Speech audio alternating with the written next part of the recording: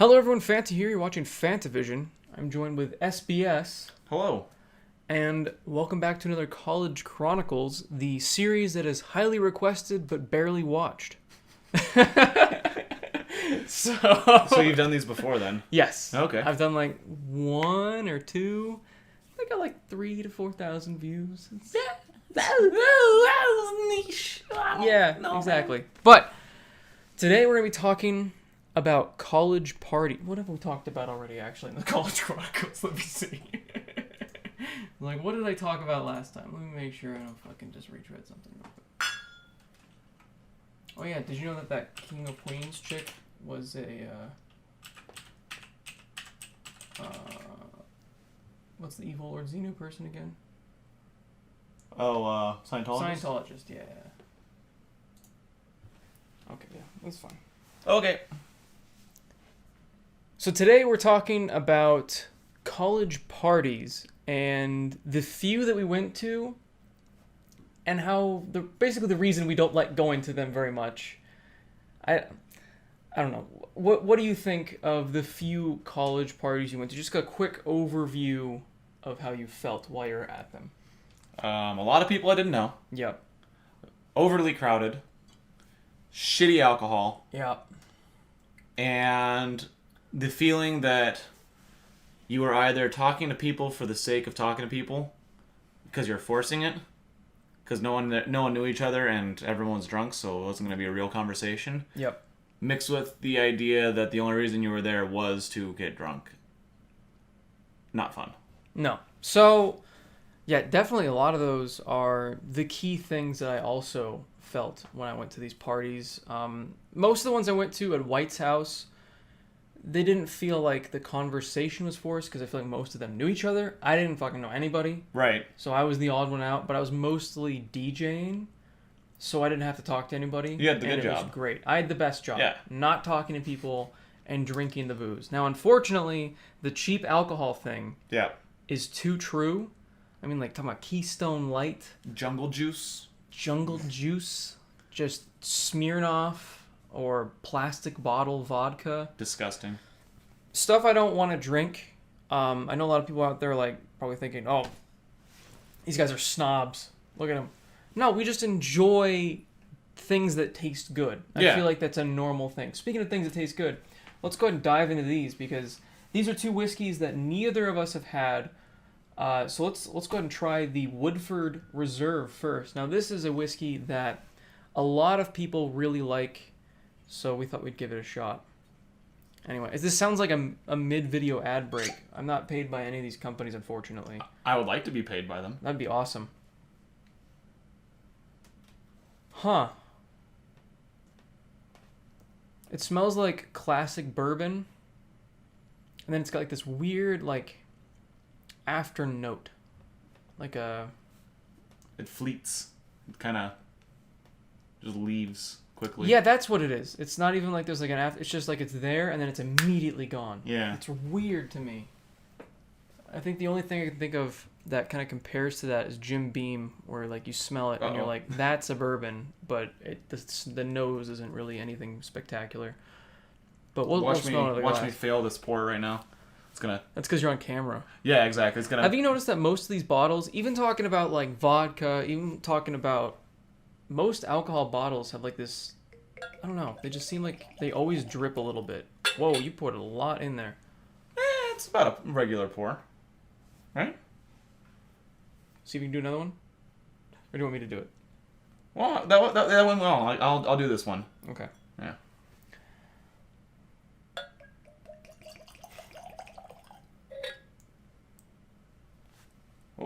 Oh, little got on my jeans. It's fine. Little drippy. Little drippy. Like compare the pours. Are they about the same? Yeah. I'm fucking amazing. You're the best. There you go. I'm the best. So, cheap alcohol, cheap people, if you want to put it that way. Yeah. Because they're only there to get drunk, which is not necessarily a bad thing, but it feels like it's not as much fun because you don't know. I know you're supposed to get to know the people there, and at some parties. I had like temporary friends while I was there, but I never hung out with them again outside the A party. lot of strangers show up too. Yeah, like people that aren't invited. Yeah.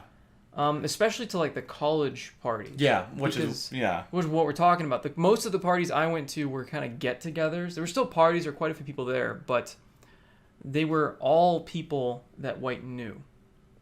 Whereas the college parties, like the few college parties I went to, one was like a fraternity, like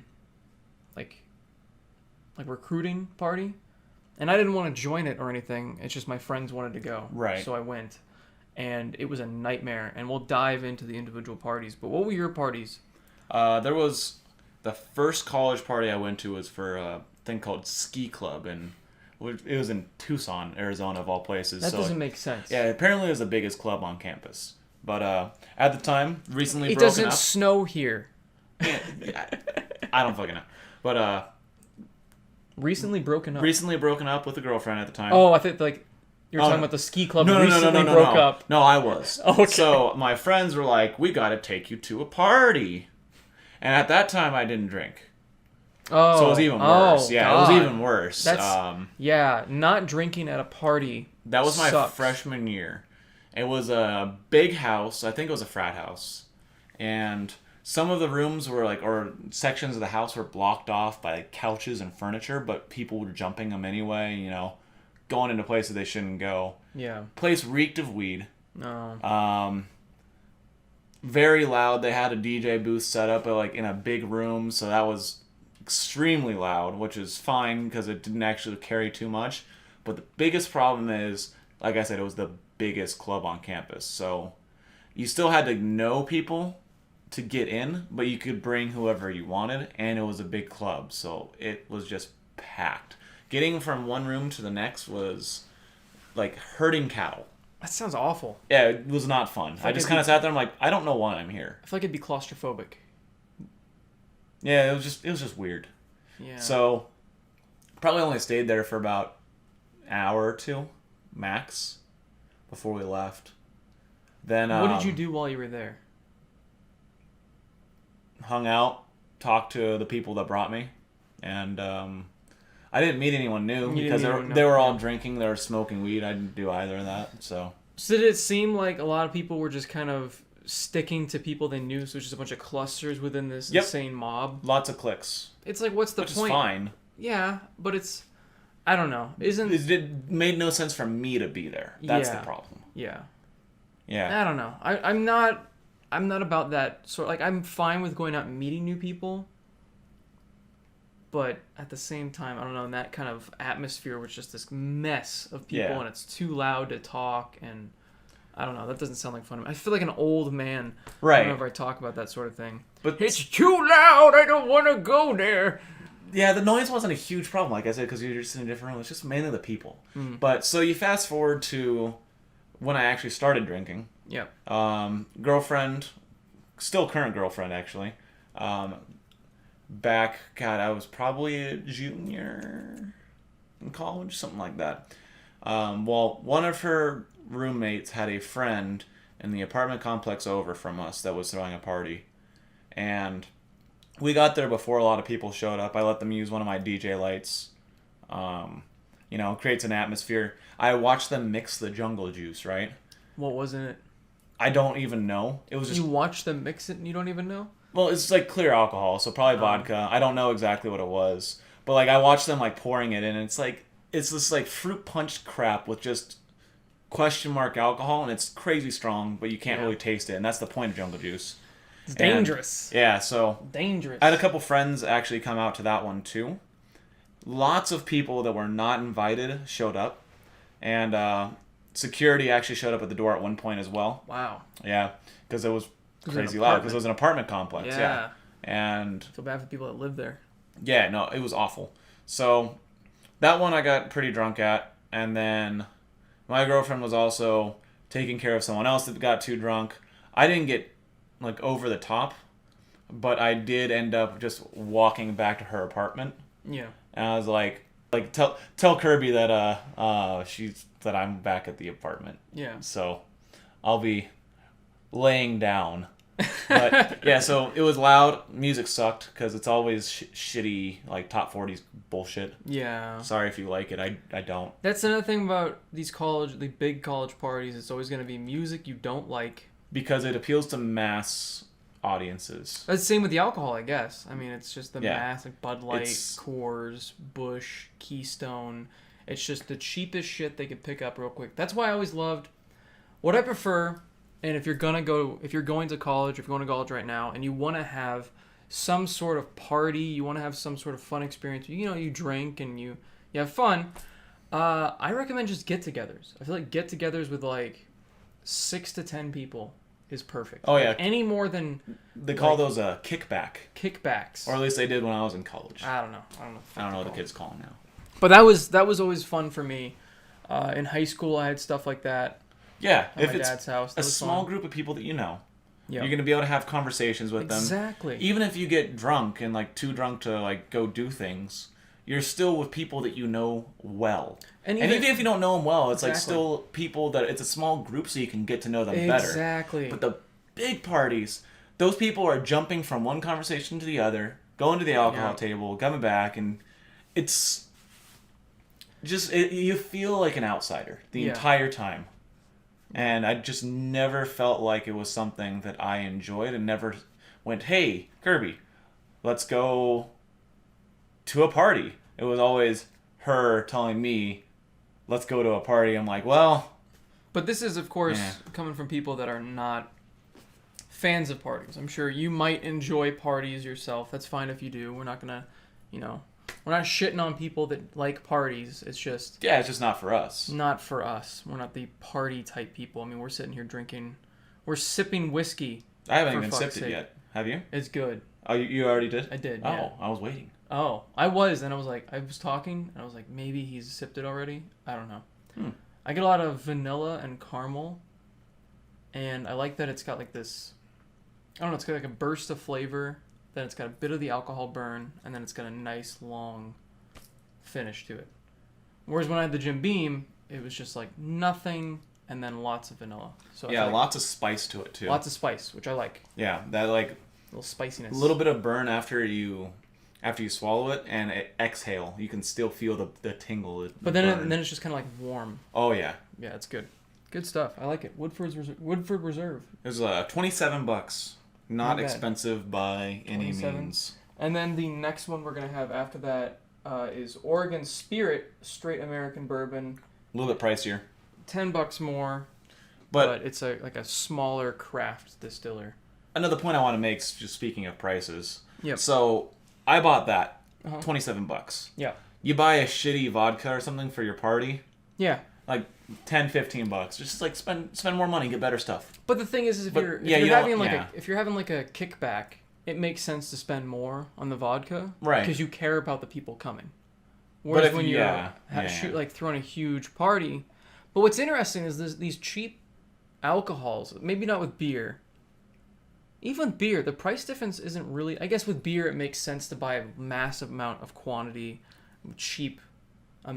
Cheap pricing. Whereas vodka, man, you can get a really damn good bottle for $20. Mm-hmm. Like Luke Sosova is like $25 for 1.75. Right, but everyone just goes to like the Smirnoffs. The Svedkas. Smirnoff isn't terrible. But it's definitely not the best that you can get for that price. No. I feel like Absolute's overrated. Absolute's pretty black. I actually don't think I've had that. But I have had Svedka, and that's a popular one in college parties and stuff. Why? They have like all the different flavors, and it's like no one likes flavored vodka. They think they're gonna like flavored vodka, and then they don't. I was just at a party, again against my will. Apple pie vodka, you want that? No. If you're gonna have a flavored vodka, because I do have quite a few flavored vodkas, I mix them with just sparkling water.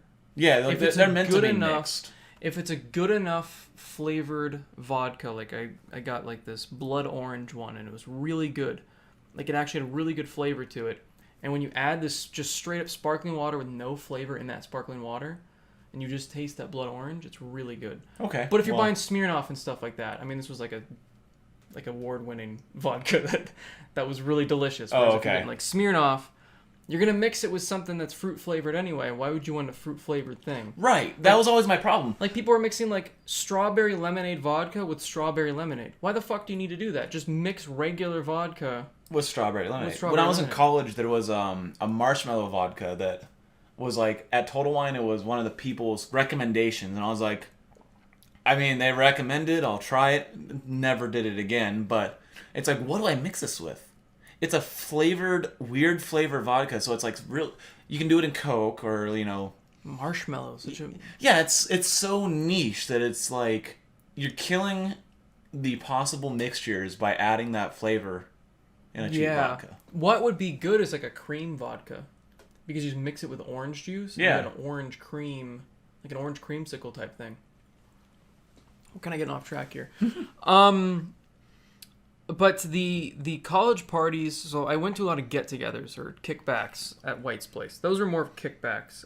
Sometimes they got a little bit bigger than that. And most of the time, White was at least introducing me to people. That's not the problem with parties, is the host. The big ones I've gone to, I don't know who the hell the host was. Right. Yeah. So nobody's or you never see them after people. you see them. Yeah, you're never introduced to anybody. You come through the door and you're like, oh, hi, thanks for the party. And then you never see them for the rest of the night. They're gone. And then, yeah, they don't introduce you to anybody. Whereas when I went to White's parties, even if I was DJing, he'd usually introduce me to people. It's like, yeah, hey, Fanta, here's person. He would actually introduce me to people as Fanta. Wait, really? Yeah. All of his friends knew me as Fanta for some reason. I'm like, you can tell them my name. And they're like, nah, you're just Fanta. I'm like, okay. I guess I'm Fanta in this friend group. But, I mean, I did get to know these people over time through playing, like, Magic. And I'd see them later on in different activities, board game nights and stuff like that. Whereas, like, the big party I went to, this fraternity thing, I mean, it was so crowded. It was incredibly loud. It smelled like shit because they were using cheap beer and it was spilling everywhere, so you just was stinking up the place. And people were probably so crowded and sweating. Yeah. And so I was hanging out with people. We were smoking cigars, just chilling. And then... And we weren't drinking at all. We were just hanging out because we knew that we had to drive and go somewhere else afterwards. And all the drunk people just started getting into a frenzy, and we started hearing commotion. We're like, what is happening? So we go outside, and in the main room, there's a guy who's like, looks like he got beaten up, and he's talking about like another fraternity that beat him up. And so they all grab baseball bats. Jesus Christ. And run to the other fraternity's place. Like, the place empties out, except for all the people that were chilling outside, just, like, having a cigarette or smoking a cigar. And we're like, we need to get out of here. Because this is bad. So they grabbed baseball bats and went to this other fraternity's place and started smashing windshields. Like, no. Well, not about that. No, that was. I'm about to head out. That was my first big party experience. Oh. That kind of turned me off to big parties. I was Yeah. like, what the hell? The ski club party was my first. And that was not a good experience either. And just... Maybe that's why we don't like parties, because our first experience at parties was just so terrible. It's possible. But... Maybe there are better big parties. But even then, like if you're talking about like, oh, but I just want to go to a party and play beer pong. At the Kickback, that's what Futon White was doing. So I've been to... That was fun. I like beer pong. It was a good time. Drinking dog hair isn't fun, though. Ew. Yeah. Yeah. So I've been to Kickbacks recently in Tucson with my brother's group of people. Mm-hmm. He plays Ultimate Frisbee. I have to specify the Frisbee part because there's so many Ultimates in the fucking world these days. But, so I've been to a Kickback at one of his friend's house, and they play this game called Die High. You know, like, it's maybe like 20 people at most. Still a little bit much for my liking, but they all know each other, and I was introduced to people. Yeah. So, it wasn't the worst, but I still feel like I just don't belong there. Yeah. I still feel like, while they're doing their drinking games, they're like, you know, they're screaming and stuff, and it's like, I don't want to do that. I don't want to drink. I want to drink to enjoy it. Yeah. And the screaming and all that, like with I'll play the game, and I'll enjoy the game, but like they do the Smirnoff Ice thing where if you find it, you gotta get down on one knee and drink it. It's like, gross. Yeah, they call it icing someone, and I know it's a thing because I've heard about it before they did it.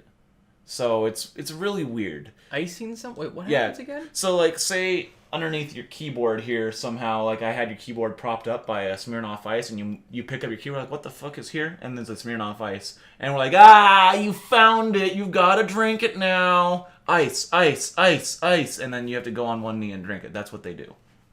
Just during the party, they just Yeah, randomly at have any them? point. So it's like Easter, but with bad alcohol. Yes. Oh. Yeah, no, I don't get it, and if I would go I've out never- of my way to not look for things. well, I've never found one, but if I do, and I say, no. Yeah. What the fuck's wrong with you? I'm not gonna drink your shitty ass alcohol because you hid it underneath like a fucking couch cushion. What's wrong with you? Goddamn morons. Blows me away. But Yeah. they're good people. Yeah. Beyond that, it's just I just don't get the culture. It's just a silly game, I guess. I don't know. But like, I don't want to drink to get drunk. That's Yeah. not the goal. There's sometimes where Yeah, like I want to drink to like, to have a nice buzz, but I'm not trying to like, we've had a couple. Remember the Mario Kart one? That was kind of. But we were doing like But, shots like- of beer because we didn't want to get trashed. Exactly. Yeah. We Yeah. just wanted to get a little drunk. Yeah, just a little bit. Because if you drink too much, that's the thing with alcohol. Like, you can drink too much, and then you just like, then you're down for the count, and it's not fun anymore because you're throwing up and you feel sick and yeah, I don't know. Yeah. I don't get. That's crazy to me. Is in college how many people will drink until they black out. Like, that's crazy to me. It's like a thing. They're like, oh yeah, man, I blacked out last night. It's like, why would you not want good. that? I can't remember what I did last night. That sounds like a great time. See, that I don't buy. Well, that's mean, what blackout means. I don't know how you drink so much that you black out. I don't understand it. I know it's a real thing, but I've been at a kickback where I drank so much that the Captain Morgan spiced rum just tasted like water. Right. And I kept drinking, and nobody stopped me for some reason. I don't really understand that. I think that's part of the drinking culture is like you just kind of get wowed by how much they're drinking. You don't stop them. Mm-hmm. And I remember all of that night. I remember all of it. And yet, I was really, really fucked up. I mean, I was throwing up in that bathroom for several hours. Yeah. And I was laying on that floor, and I remember how cold it was on the ground and how much I loved it, and how they threw pieces of bread at me while I was on the floor, because they're like, eat something, and they just threw slices of wheat bread at me. Oh, yeah, yeah. That doesn't do anything, by the way. If you're drinking and eating, it's like soaking up the alcohol in what you're eating, and then delaying until it gets soaked back up again into your system. So, yeah, it's just delayed release. It's so a you're delayed release, which is good unless you're already like in that condition I was. Yeah, because it's not going to help. You're already there. I was at a point a couple times in the early times of me drinking. Disaronno on Dr. Pepper.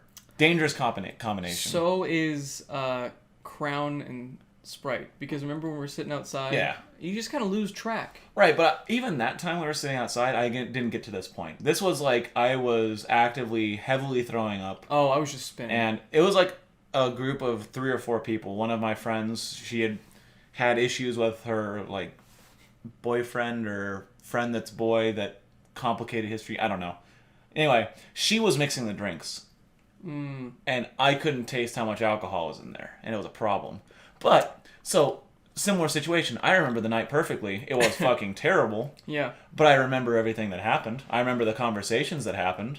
And, yeah, it was not a good time. But I've never had a night where I've forgotten what I did. No. I feel like a lot of people, and that's something you have to worry about when you're going to these college parties, is a lot of people will use this alcohol as an excuse to do something they've wanted to do for a long time. And this especially, this is especially to my 0.07% female audience.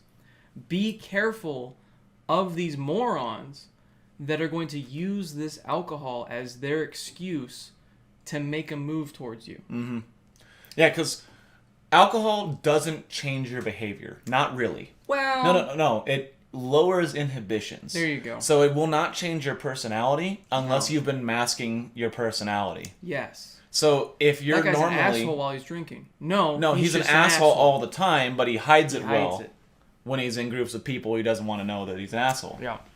So that's a big difference. Oh wow, you're pretty far ahead. By the way, when you go back and edit, really enjoy that stuff. when you go back and edit, and you see me move the water bottle or the water glass from your keyboard, you will thank me. I almost smack it. It was teetering halfway over. Oh shit! You're welcome. But anyway, so the people that use it as an excuse of, oh, but I was drunk, it's like, that's no excuse. You knew exactly what you were doing. No. Yeah, it's complete bullshit. And at the most recent Evolution tournament, EVO 2019, there was an after party. I didn't go to it. I was already back in Phoenix by then. But from what I read on Twitter, from what a lot of accounts on Twitter is, a lot of people got roofied. So if you're ever at a party, including guys, because they drank a drink that was meant for their girl friends that are girls. But they're like, there was countless reports coming on Twitter just like, I don't remember last night, I got tested, I got roofied, that kind of shit. Wow. So see, roofies are a hell of a drug too. Oh yeah, if you don't see it poured, don't drink it. Exactly. That's another thing I was gonna say is unless you're watching them make the drink in front of you, make your own drinks at these parties because you don't know what's in it. That's why I'd never want to drink that community bowl. Mm-hmm. That's disgusting. Like, that's awful. Unless I watched them make the community bowl, which I've seen at, like, the Kickbacks. Right. I watched them make it. I watched them make the Jello shots. I watched them, which I've never had, by the way. Jello shots are not fun. Oh. Like, imagine trying to squeeze out Jello from a little cup while you're trying to, like, suck it out, and it just tastes odd. Oh. Like, doesn't taste good. It just I didn't have one that night. I had it masks the taste of the vodka just a little bit, but it still doesn't taste good. Oh. So it's just pointless. Why do people do that? Just because of the consistency and go, it's Jello. Yeah, like Drinking bones. I don't know. Yeah, I haven't had Jello in forever.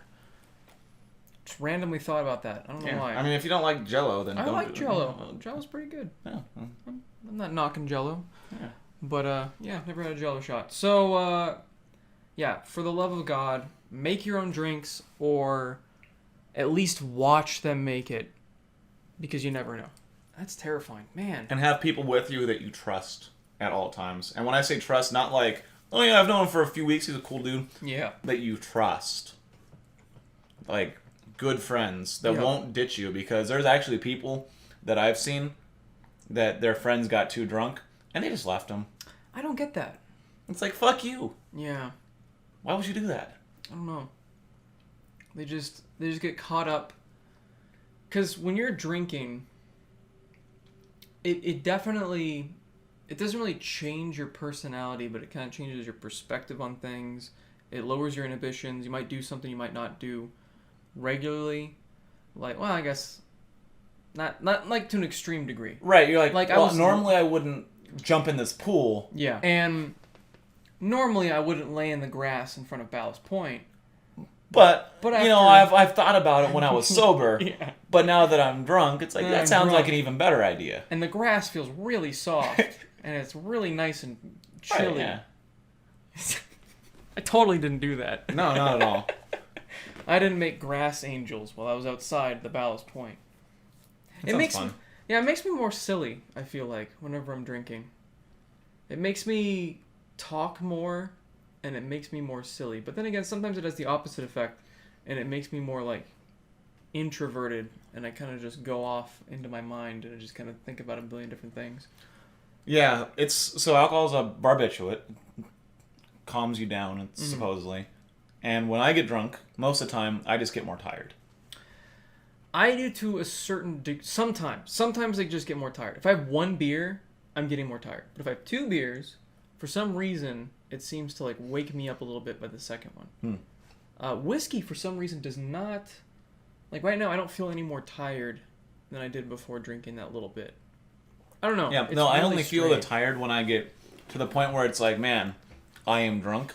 That is like, instead of being like, woo, I'm drunk, I'm just like falling asleep. I'm going over to the couch over there and I'm kind of just like, you know, This is a nice couch. That's it's a comfy normally- pillow. yes. This is nice. I'm gonna go to Yes. sleep. Or my girlfriend's with me. She has comfy arms. She's warm. That's nice. I'm going to sleep. Yeah. Good night. Yeah. Or I'm going to go into the garage and watch The Office because everybody randomly just left the party and I drank half a flask of Captain Morgan Black. That happened at one of the kickbacks I went to. I went to a kickback. I was a little bit late. I wasn't super duper late. And I get there and literally like everyone's just hanging out, listening to music. And I sit down. I know a couple of the people there, so I'm talking to them. I'm like, yeah, I got Captain Morgan Black in this flask, and I don't know what happened to that flask, but anyway, I drink it all, and then as I'm finishing it, I look around and I've noticed, oh, everybody's gone. Oh no. Yeah, they all decided to go to like some bar downtown. Oh, that's the worst when people leave the party to go drink more Yeah, elsewhere. And it's like, yeah. no, we What do had you- everything we wanted here. There was so much alcohol left that I just grabbed a Bud Light Platinum, Mm-hmm. which I was already a little bit drunk at this point, so whatever. It tasted like slightly better Bud Light. And then I just watched The Office in the garage, and one of White's roommates hung out with me, and we just sat on the couch and watched The Office. I'm like, this is fine. This is Well, what I was there you doing go. before I left. Yeah. Now I've got somebody else's alcohol, and I slept on that couch, and it was fine. Toss me that water. It was great. But yeah, no, that sounds great. That actually reminds me of another thing that I go to. One of the best parties. Everybody left. White came out because he was like with some chick when everybody left. He's like, where did everybody go? And I'm like, they went to some bar. And he's like, what the fuck? I'm really sorry, man. I didn't think that would happen. He's like, I wasn't gone that long. And I'm like, he's like, okay. And then he went back into his bedroom, and I was like, okay. I guess I'll just go into the garage. And there was a TV in there. Just fucking watch The Office. Fucking hilarious. Yeah, so there's a party-ish vibe tournament called Smash Camp. Yeah. I don't know when you release these videos, but I'm going to be TOing one of them in the next weekend called Smash Camp. And the idea is it's a bunch of Smash Brothers players. They all go to this campground in Prescott, and they play video games, and they get drunk, and they sleep in cabins, community cabins. Yeah. And that is fun. That is like the closest thing to a party that I do. I never want to go to it. Like, I do not want to go to this one. But when I'm there, I'm glad I'm there, if that makes sense. It's like the idea of social interaction stresses me out. Or not stresses me out, but like, it makes me tired of it already. You know? The idea that I'm going to be drinking and there's going to be lots of people and I'm going to be out of my house for like a couple days because you spend multiple nights in cabins. Yeah. And, campfires and stuff. I'm just like, but I like my room. I Yeah. like having my stuff. But then I get there. It's fun. Yeah, because I'm surrounded by people that I know. The people that I don't know all have similar interests in me. Guaranteed. Because we're at a thing for Smash Brothers. Mm-hmm. I play a different game called Rivals of Ether, which is very similar. There's Project M, which is a game that was modded from Smash Brothers Brawl. But like everyone has similar interests. So we all play each other's games. We talk, we hang out. It's like, oh, where are you from? It's like, oh, you're from New York? It's like a big party. Yeah, it's great. And you stay up all night if you want to, or you retire early into your cabin.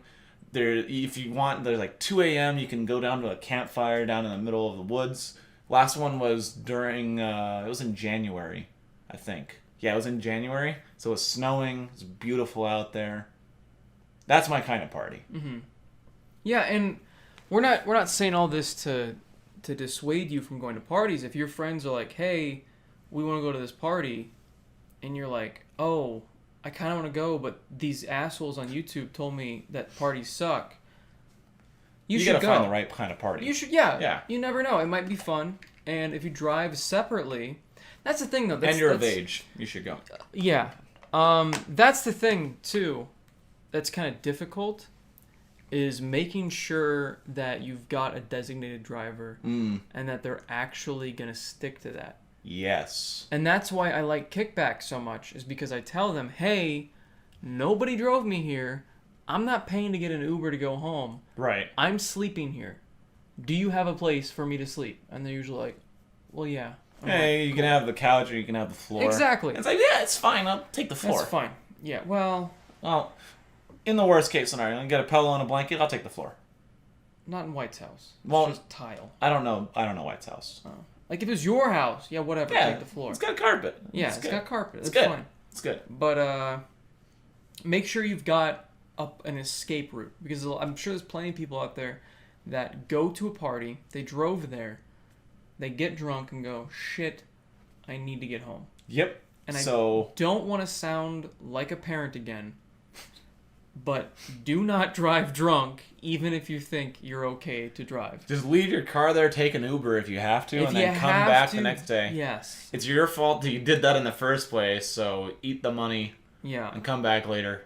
Especially because, like, if you're going to college parties, which is what this video is specifically about, a lot of them have cops hanging out. So even if, like, the whole, like, it's dangerous, you could kill yourself or others argument doesn't get you, you'll get arrested because a lot of them are waiting. Yes, and nowadays, that'll ruin your life. DUI will destroy you. Mm-hmm. Good Lord. I mean, it's thousands of dollars at the least. Like, at the minimum, it's thousands of dollars. So, don't risk your life. Don't risk other people's lives. Either get a designated driver, ask to crash there, or have, like, a beer or two, and then make sure you're there long enough that it's out of your system. Be within walking distance of the other Or place. walking distance. Because that was good. Walking distance is probably the best. That was the only thing that I liked about that one party that I was talking about earlier. Is like, which one? The one where I was able to just leave the party and walk back to the girlfriend's apartment. I was like, this is great.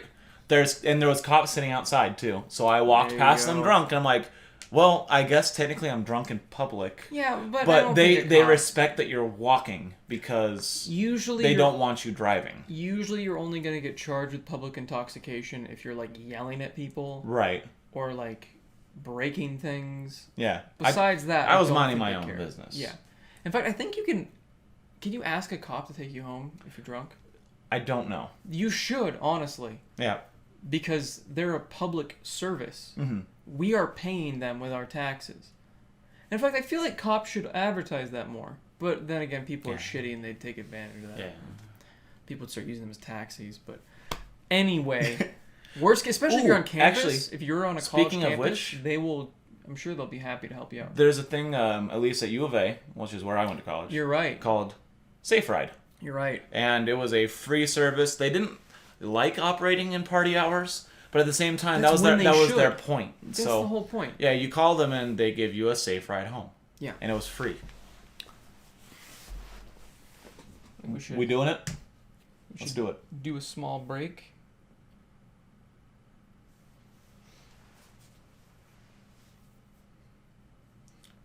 By the way, since we're on a break right now. Yeah. Before you do that. If it sounds like I actually said my girlfriend's name, just... Oh, yeah, I was going to mute her first name. Perfect, thank you. Because I caught it and I was like, wait a minute. Yeah, I was like, oh, well, I'm going to mute that. Yep. That's immediately what I thought. Thank you. So, I like craft beer a lot. People call me a hipster. People call me plenty of things. How dare you like things that taste good? I know, right? How dare I want to support smaller communist businesses and help them grow? Because I would love to someday, if for some reason this takes off, I would 1,000% also have, like, a side thing where I make beer. Yeah, why not? Because I like beer a lot, and I'd like to make my own. Although recently, like super recently, this is, like, very faint. Right. I've been into whiskey. Yes, whiskey. Like beer, yes, still. And breweries, 100%. Absolutely. But distilleries, like, that's been my binge recently. It's been my jam. It's been my jammy. I've been listening / watching the Whiskey Vault here on YouTube. Fantastic channel if you're even thinking about getting into whiskey, because they're just, I don't know, they know what they're talking about. They run a non-profit school. Got whiskey all over the side of this. I'm not proud of me. I am. That's fine. Ooh, this is like oaky. It's got an oaky afterbirth. I love that in The Office. Yeah, I love that so much. It makes me so much happier now that I drink whiskey, to have Michael Scott go. Kind of an oaky afterbirth. And then he talks about adding Splenda to it. I'm like, no, wow, God. Yes, smell it. It's like... Whoa. Right? It's like... Now, I keep smell saying... the wood. I keep saying vanilla, because that's definitely, like, vanilla It's and a blanket caramel term. are... They're just the main flavors of bourbon. This smells like... I smell like wood. It's like wood. It's like tree sap. Because it's got that vanilla and wood, but it's like a fused. Almost like a maple smell to it. Yeah. It almost smells like a Canadian whiskey. Well, it's Oregon. It's really close to Canada.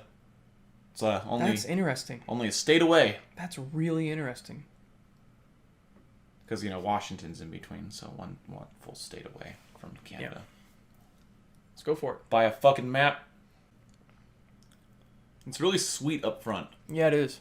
And then that kind of goes away into the spice. And I even felt it in my nose as I swallowed did too. it. Just kind of goes like... like those cartoons where like people eat something spicy and they have like flames coming out of their ears and nose? That's what that felt like. Yeah. Just like flushed. And you got a sweet, like, afternote, too. Yeah, I don't know. It's interesting. I think I prefer the Woodford Reserve. It's not bad, but Woodford Reserve, because it's got a little bit of a bitter aftertaste. A little bit bitter as it sits there. I definitely like it. It's not bad. It's good. But I think I'm leaning towards this. And if you like something sweeter, then I'd say go for the Oregon. Because it's got the sweet forward and sweet after. Oh, you know where that nose burn's coming from? That 47%. What is this one? That was 45. Ooh. Ooh. Ooh. When I drink the whiskey, I don't expect it to be sweet. Well, I mean... And there's nothing wrong with sweet, but like... I don't think... I like the spice more. I think that's just more a preference of mine. Because I like the sweetness. I don't know. It's just the aftertaste I'm not as much of a fan of. Whereas this, like, I drank it so fast. Yeah, you kicked my ass on that one. I couldn't stop drinking it. It was really good. Yeah, the aftertaste lingers a long time, and it's kind of like gets worse over time. Worse. Yeah, it gets really bad. Anyway. That's why I took a sip of water. I'm like, maybe this and this, with no water in between, is making it worse. I don't know. Oh, I had water in between. So this is distilled from a grain. What is this mostly? Well, I guess they're all grain, but... You're all grain. I wish it told you what the mash bill was. Oh, well. Love to know the percentages of, like, wheat and corn. Yeah, and then they give away all their secrets. Fuck you, Fanta. No. You shit. Listen here, you little shit. Most of the flavor comes from the way they treat the barrel. Right. And all that sort of stuff. It's really insane, like, how much comes from just the barrel. Yeah, it was interesting, like, when we asked questions while we were on vacation. Like, what is this? Or can you not tell us? And like, well, we can tell you this, but not the rest of it. Yeah. Which is interesting, because some companies, like, you can just know the mash bill. Yeah. For, like, Elijah Craig, people know the mash bill for. Maker's Mark, people know the mash bill for. I don't know. Because that mash bill, like I said, it only determines so much of the flavor, and the rest is how it's been aged, where it's been aged, what kind of wood. It's crazy that the wood changes it so much. Right. That they can have that Maker's Private Select, where they change the staves of the barrel specifically towards that store in order to get that particular flavor. Right. It's crazy to me. All this is going to be either cut or put at the end. I don't fucking know. So anyway. Back to parties. What was your favorite party you've been to? Would you call it a party, or are you just thinking kickbacks only? Like, if you could think of something that had more people than you would normally hang out with. White's parties are great. I loved White's parties, honestly. I can't really think of a bad one. They're all pretty good. Even when we got to like 20 or so people, They're pretty good. Yeah. I think they're 20 people. I don't know. It's been so long since I've been to one of those parties. It's hard to think of. I was always, what was funny though, I was always the youngest. Right. By a significant margin. So they all acted like my parents. Like whenever I got like too drunk, they'd be like, here's some food. Are you feeling okay? It was really funny. Sonny. All the girls became my mom all at once. They were all trying to like make sure I wasn't going to feel sick. Because I was the little kid at the party. It was funny. I was not a kid, by the way. But to them you were. Yeah. Don't demonetize me. But yeah, to them I was a kid, and all the guys I was like, I don't know.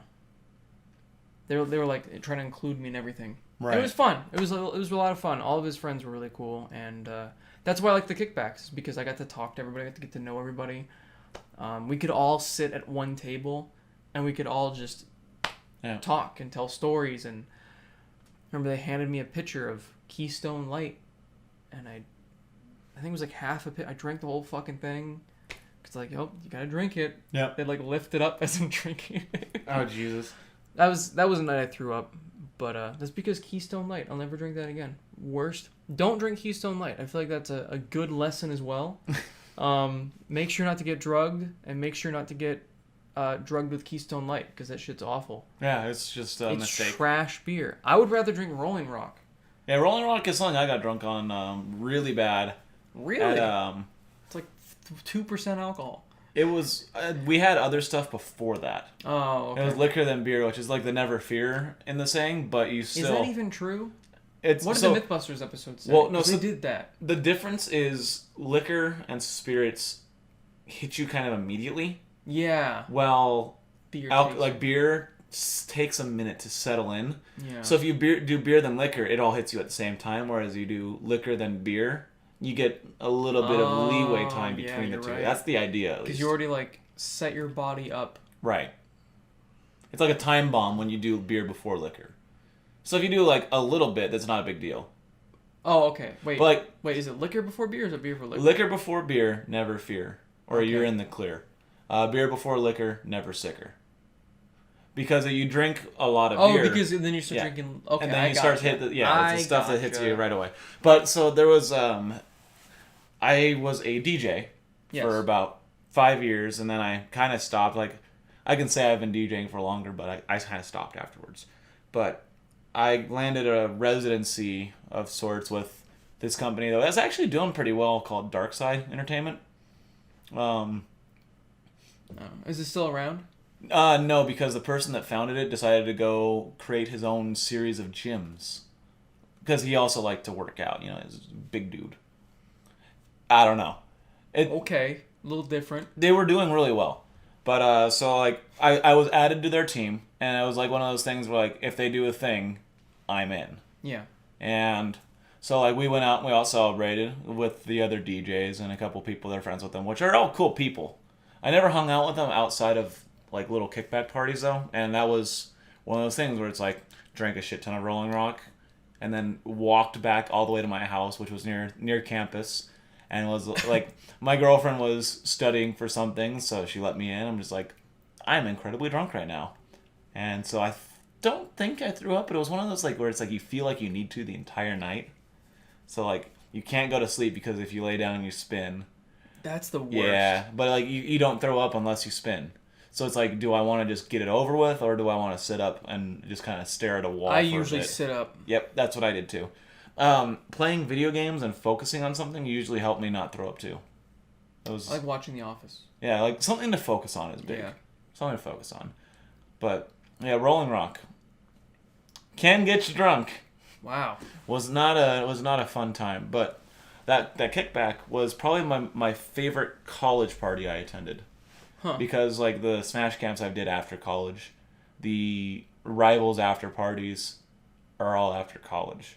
Like, everything that I did that I enjoy, like, thoroughly enjoy hanging out and drinking with people, after college. Yeah. Everything during college is like, I didn't really want to do that. All the kickbacks I enjoyed were full of people that were out of college.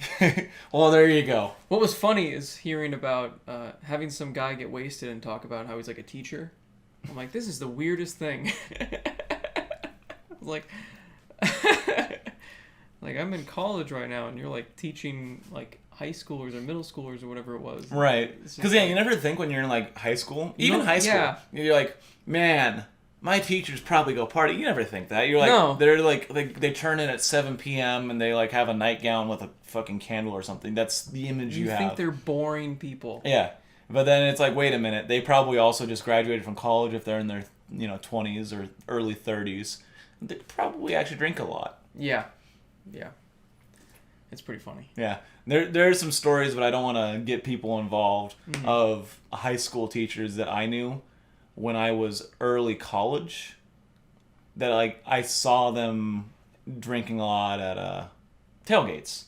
Oh, like, okay. I don't want to name any names, obviously, but like it's just like I had you for history. They're people. It's really weird. They're just people. Yeah. But you don't think of them that way when they're teachers. Yeah. They've like ascended being people. They're Right. teachers. And it's like it was after I was no longer in their class. Yeah. And I was already not even in the school anymore. I was in college. But it's just like that doesn't make any sense to me.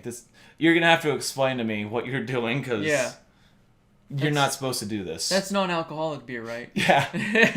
Please. You're only having a glass of wine, right?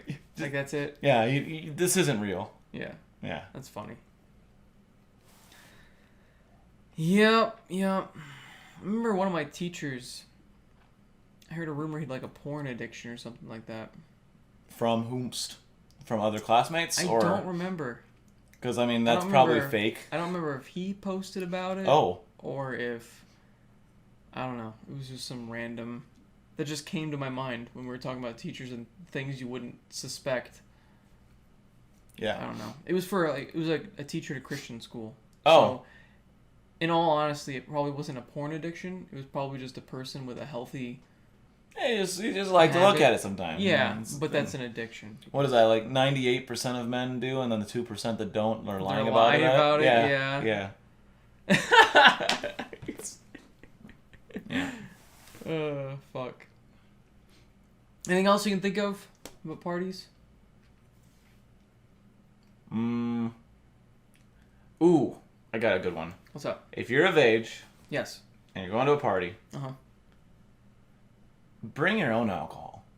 But not a lot. Just enough for you. That's what I do with the Captain Morgan. Yeah. So, like, we talked about, like, all the alcohol that's at the parties is shitty, but if you bring, like, your own six-pack and keep it... Which Captain Morgan isn't that great, by the way. But it was black. Yeah. Black was pretty good. Yeah, it's Captain okay. Morgan black. Yeah. But so you bring, like, your own six-pack and you have it in a place, or you buy something that's really obscure so people don't want to taste it because, they don't want to try something new. Exactly. That's the strat, because you walk in and you're like, you have a couple in hand, and you're like, man, I'm drinking things I enjoy. I may not know these people, but at least I'm drinking good alcohol. Yeah. So that could make your experience a little better. Just a little bit. I think you should bring one bottle of your own alcohol. Drink that. Then you'll be buzzed enough that you can enjoy all the free alcohol. And when you say drink a bottle, you mean like a beer. Like a beer. Yeah. Don't bring like a bottle of vodka and drink that. An entire thing of whiskey and drink the whole fucking thing of whiskey. But you know what? Get a flask. Ooh, that's a good idea. I've never done a flask before. That's the pro move. When I had a flask for that one party, make sure to keep track of your flask. I don't know what I did with that flask. Yeah, because like you watch BoJack Horseman. I watch BoJack Horseman. He has a flask. It's a genius. Yes. He's way ahead of us. Oh yeah. He's ahead of our time. Clean that flask out first, by the way. Oh yeah, regularly. Especially when you first start drinking from it, because there's a lot of like machine oil and stuff in there that's kind of gross.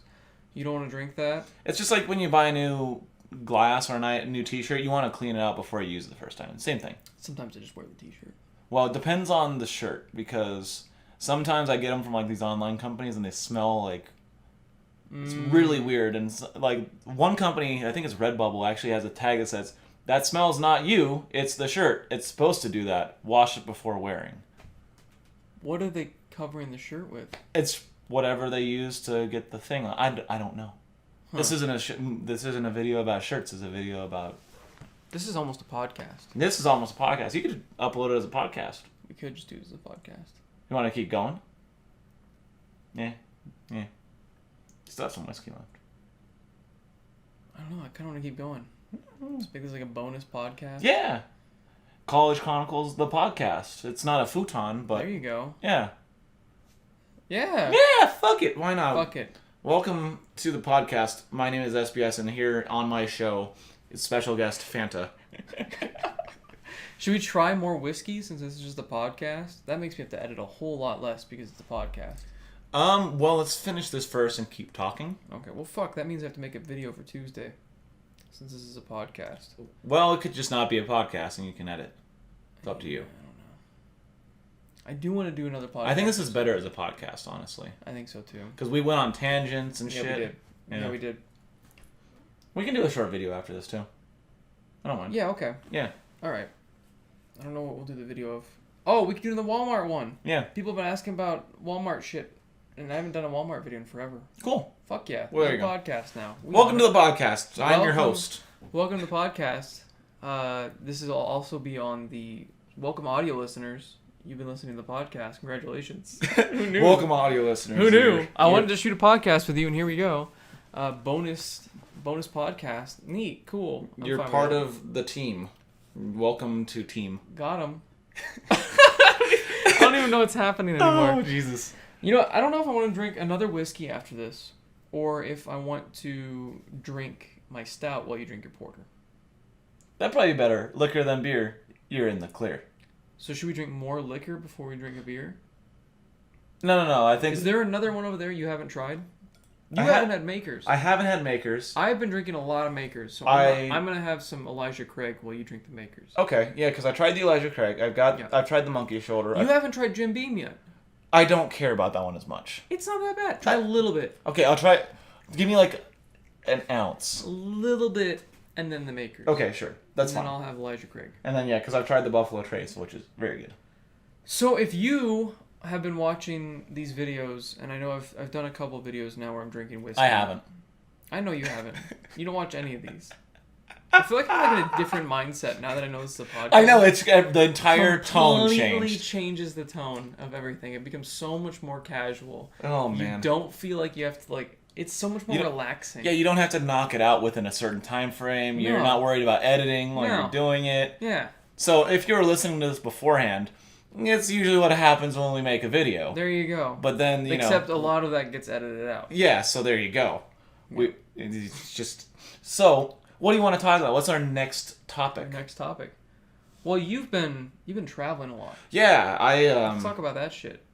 So I just got back from... from... This is a podcast. I'm going to check my texts. Okay. I just got back from a trip in Pacific Northwest. My cousin lives up in Portland, Beaverton to be specific. And I know some of the people up in Seattle that were able to house me for a night. That was pretty cool. But yeah, so I went to a tournament. It's called Crest for Rivals of Ether. Game I play competitively. It's called what? Rivals of Ether. No. The thing before that. I know what the game... What's it called? I've never heard of that game before. Maybe you always thought it was called Aether. Because I always thought it was Aether. Wait. What did you call it? Ether. It's pronounced Ether. Oh, I call it Aether. I always did too, and then I heard the... It makes sense. It makes sense to call it Ether because that's how they spell it in Keyforge. Yeah. So it's Ether. I always thought it was Aether until I saw Dan Fernacey. That's not a real word anyway. Who cares? Say the word ether when he was talking about it. This was like years ago, and I was like, oh shit, I've been saying it wrong. So here I am. Anyway, so the tournament was called Crest, like the toothpaste. I was gonna say like the. They gave away toothpaste to the guy who won first. It was pretty funny actually. That's pretty great. But I got second, beat a bunch of top players there. That was really neat. I'm currently ranked 17 in North America, which is not exactly the world ranking because there's a really good European player that would probably be in like top 15 or so. Mm-hmm. But anyway, so I'm just gonna say I'm 17 in the world. Fuck you guys. Fuck it. Yeah. Who's gonna try to prove you wrong?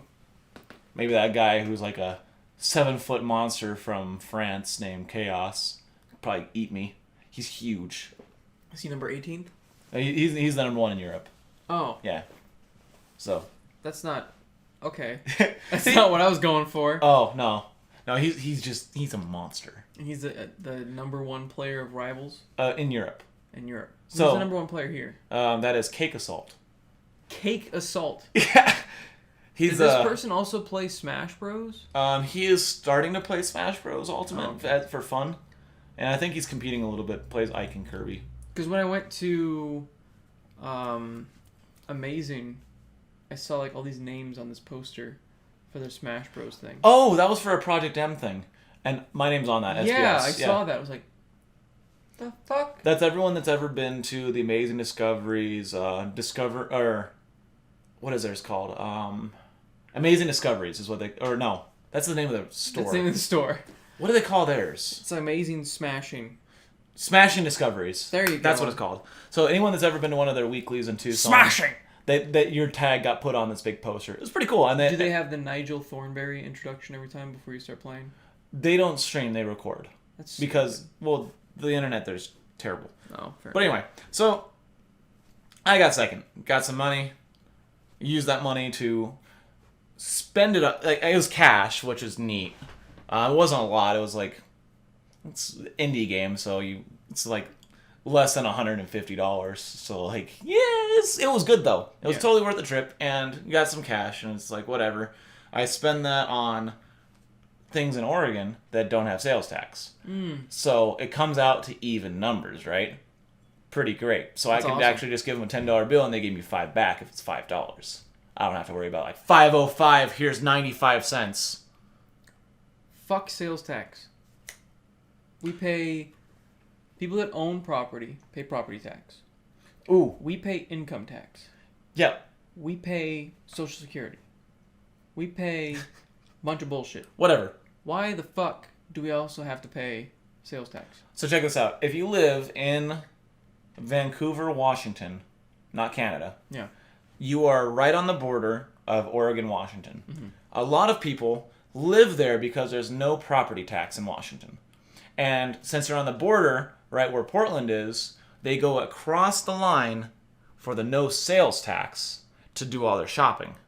That's the move. And then they go back to their home where they're not paying property tax. It's fucking genius. So, step 1, we need to get rich. Oh, Step 2, yeah, easy. we need to buy we need to buy a house in that area. Step 3, we shop in Portland. Profit. Easy peasy. But yeah. Easy peasy. Just get rich. Yes. Step 1's the most difficult. Nah. No, it's the easy fine. one? Okay. It's fine. That's the easy one. So from there, I decided I am going to make a week-long venture of this vacation, right? So I stayed with my cousin, the buddy of mine from Boise, Idaho. Boise? That's how he says it. They say Boise. I've heard that I don't want to keep fucking... What am I, fucking Trump? I have heard that... I can't do it good. We need to get fucking... Believe me, I've heard from the best people.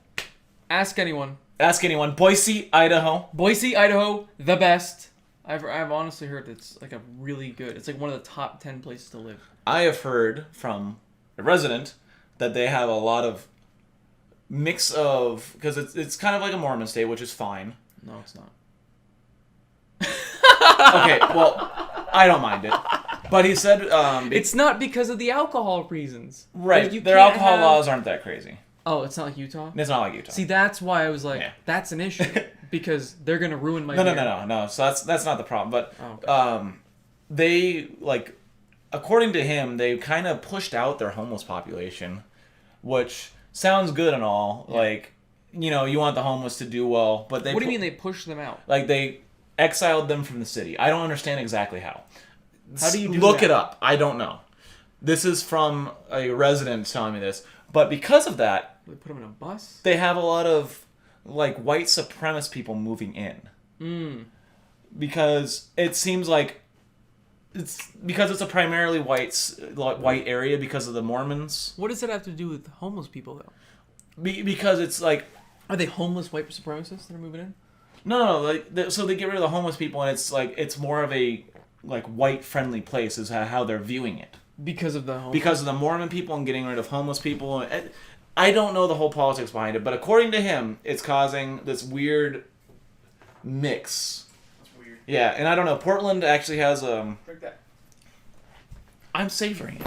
It seems like politics today are stupid. Well, yeah, it's there's a lot violent. of like you're it's all too violent. No, it seems like there's a lot of you're with me or against me 100%. absolutes in politics, and that- that's not how it should be. That is why George Washington said, "For the love of God, do not have a two-party system."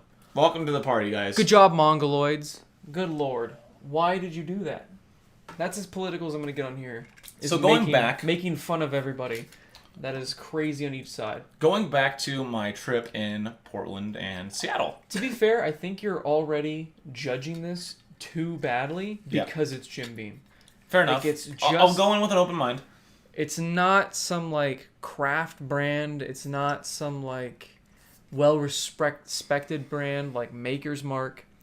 This is what you think of that some guy drinks, wears a wife beater, and actually does beat his wife. That's what you think of when you think Jim Beam. Is that just me? That kind of is. Look at the label. It's the cheap everyday man's whiskey. It's the PBR of whiskey. Yeah. Though I guess hipsters are drinking PBR now. Which doesn't make sense. It doesn't. It's garbage. It's garbage beer. Yeah. So that's my political stance. Going back to the trip, right? Going back to the trip. We got on a tangent, which is a good tangent. Don't get me wrong. I'm gonna grab my lighter quick. But so I haven't had this since your house, by the way. It's very good. It's great.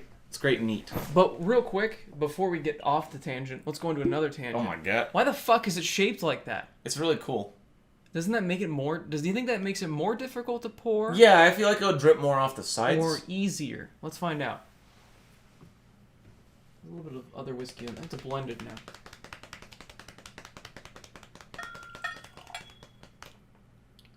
There's always that one drop. It's like a one drop, yeah. How they have all done that? How the fuck do you stop that one drop?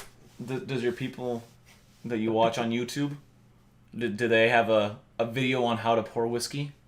They do! Do better. I need to watch that Study video, it. apparently. You... I like this, though. Fuck. I love the, like...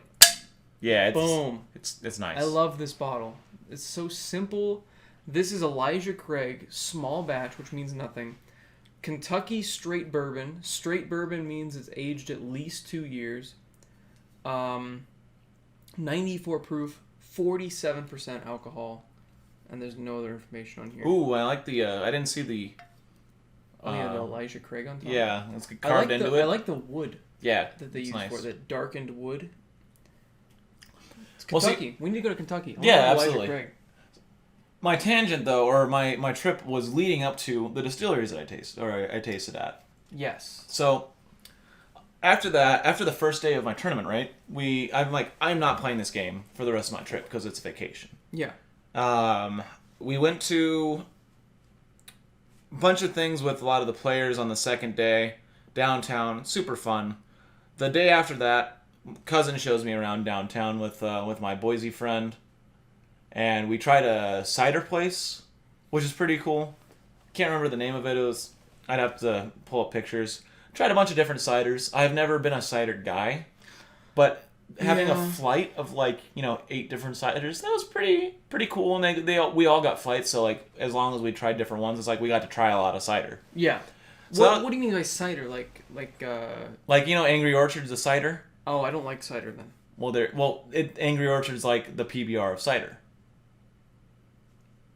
Oh. This is picture craft brewery. I could like it for ciders. Yeah, there was some good stuff. I would never go out of my way to buy it, but going and tasting a bunch of them was pretty fun. From there, though, we went to Seattle on the Tuesday, Wednesday. We did this thing called Bolt Bus, 3-hour drive, one way. Spent a night up there with some people that we knew, but we ran into this place called Copperworks Distillery, and completely by chance, we weren't looking for this place, right? Mm-hmm. It was right on the bottom of the Harbor Steps, I think it's called. The Seattle Art Museum was on top of these steps. You go down, take a left right where you see the docks and the water. right on the corner of the steps is Copperworks. And this place is relatively new, like 6 years old. $10 tastes the gin, the whiskey infused gin, the vodka, and the whiskey that they had. And their thing was like, so we're really young, right? So we don't really have aged barrels. So what we did is we bought them from other people and age our whiskey in their barrels, essentially. Okay.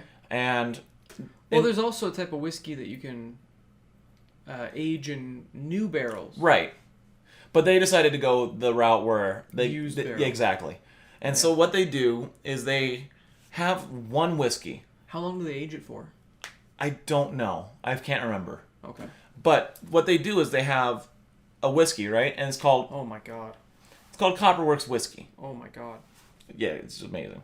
But so, Copperworks Whiskey. And then they have their Copperworks Vodka and their gin and whatever. But they don't have different variants of it, right? But they use copper... So they use, like, pot stills? Is that what they're using? Column stills? Yes. Because I actually have photos of it. Yeah, they do have that. Which one? What? Pot stills or column stills? Copper. I don't know. I don't know the difference between the two stills. You said copper stills, and I was like, yeah, the things were copper. The columns are like the really big ones. Like tall, skinny, like goes from a tube? I think that's the column stills. Okay, well then that one. Pot stills I think are smaller. Well then, yeah, it was the column still. I could be wrong. I don't know. I don't distill this shit. Whatever. But learning. anyway, so what they did is they had a release number. And so release number, I think it was like 22 was the one we drank from. I took a picture. But their thing was, we're never going to change the name of our whiskey because of the way we distill everything we do. It's going to taste vastly different every time we make a batch. So each release could be completely different from the last release. So if you drink Copperworks whiskey and you really like it, and then release 23 comes out, it's not the same. That's a problem though. Yeah, it's really interesting. That's a problem.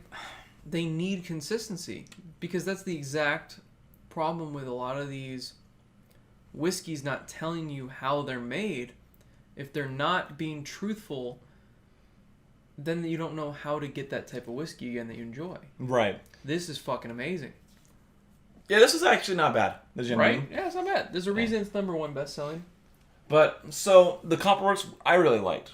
I've never had gin that I liked because, going back to our earlier discussion about parties... I've never gotten into gin. I must have had really shitty gin with tonic water at a party. Gin's usually pretty expensive. Like, I guess there's probably a cheap version, but every single time I see it, the bottle's like $40. All the gin I'd had on this trip was pretty good, not gonna lie. It makes me want to actually try it more. We're gonna become alcoholics. Yeah, of course, yeah. But, so yeah, they were good. And then, of course. Yeah, of course. Yeah, of course, you know. It's my lineage. It's my history of being an alcoholic. But to the next day, we went to, like, you know, we did Space Needle and Tap House, tried different beers, walking everywhere, International District, Japanese market, saw the Japanese whiskey that you were interested in. Hibiki Harmony. Hard to find. Well, it's not super hard to find. It's hard to find for a good price. Right. Because, long story, but basically, they stopped making it for years. And it's like 12 years aged. Because everybody stopped drinking whiskey. They thought of it as an old man's drink. This is what my dad drinks. I don't want to drink that. I'm going to drink vodka. I'm going to drink gin. A bunch of clear spirits that don't require aging. So Japan doesn't have a whole lot of distilleries. They switched. And because of that switch, they're running out. In fact, they're out of all of the aged stuff. Like Hibiki 12 is gone. Right. Hibiki Harmony, I don't believe, is in production anymore. I haven't seen it anywhere, and the places I have seen it, it's like 90, 80, yeah, $100. I mean, it's crazy. I don't know if I'll ever... I love the bottle, too. Right. When you think of, like, those fancy decanters, it's already in one. Mm-hmm. Fuck. But yeah, so did a lot of things. And the next day, my buddy that housed us and my buddy from Boise and I, we went to this place called West Lind Brewing Company. I emphasize the West Lind because we went to Westward later on in the trip, and I'll get to that. But so this place called West Lind, and their logo is a... Do you think it's worth the $75 or $70 right here they ask? It was really fucking good. But is it better I don't than know Angel's Envy? I don't think so. That's the thing. A lot of these, that's why I wanted to get this, is because a lot of these craft places, because they make so little, they charge so much. Mm-hmm. And I was like, God, I want to try some craft stuff, support these smaller guys, but I don't want to spend that much money for something that, I mean, I don't want to go based off of awards alone. Right. But it says something if they've been, graded and said, hey, this is good. Like Buffalo Trace, there's a reason I can barely find it here. Yeah, states near it, it's plentiful. But it sells out here immediately because it's cheap. It's a great price and it's really good. Right. That's why I went with this, the Oregon Spirit, because it's kind of a small distillery, as far as I know, and it was only like $37 for a craft. Even the stuff here is expensive. Yep. There's like something I saw from $45 from Tucson. Yeah. I was like, I don't know if that's even good. Yeah. It could just be expensive because small of batch. the cost of manufacturing it. Right. And they pass that cost on to you. So that's why Jim Beam is $12, because it's so big they can afford to sell it for so cheap. Right. But going back to the Westland, if I was flush with cash, I would absolutely buy a bottle of their single malt. How much was it in the actual place? In the actual place, I don't remember. You think Something they'd similar. give a discount because there's no shipping involved, there's nothing... Right. I don't know. I don't know. I didn't really look into it because I was flying back, and I didn't have a checked bag, so there was no way I could take it anyway.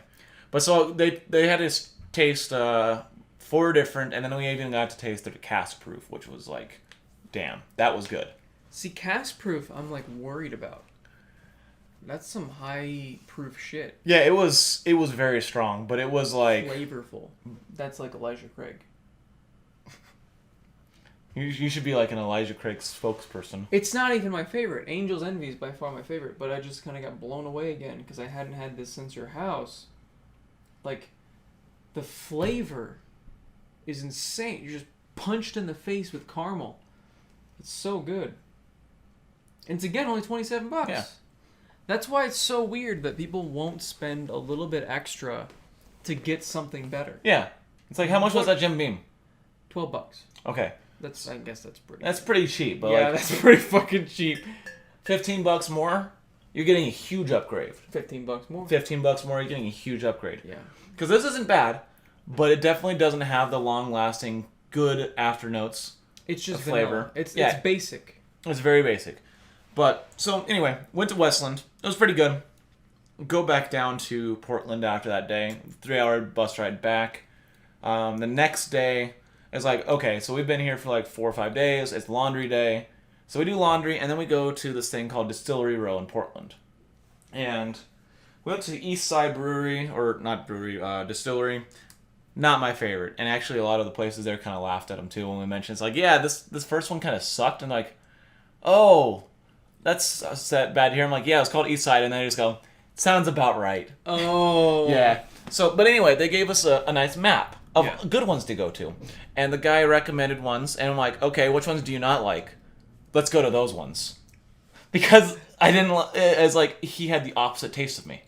So I was like, this is a perfect idea, is to go the opposite of what he likes. So I went to this place called New Deal, which, if it focuses, it does not, whatever. That's fine. It says New Deal on it. It says New Deal. It's a distillery made right here in Portland. And they had a similar thing where it's like you taste 5 spirits. What was that? There was a brandy, which I'd never had a brandy before. It was okay. It was really sweet. You know, it's basically like wine, but just not wine.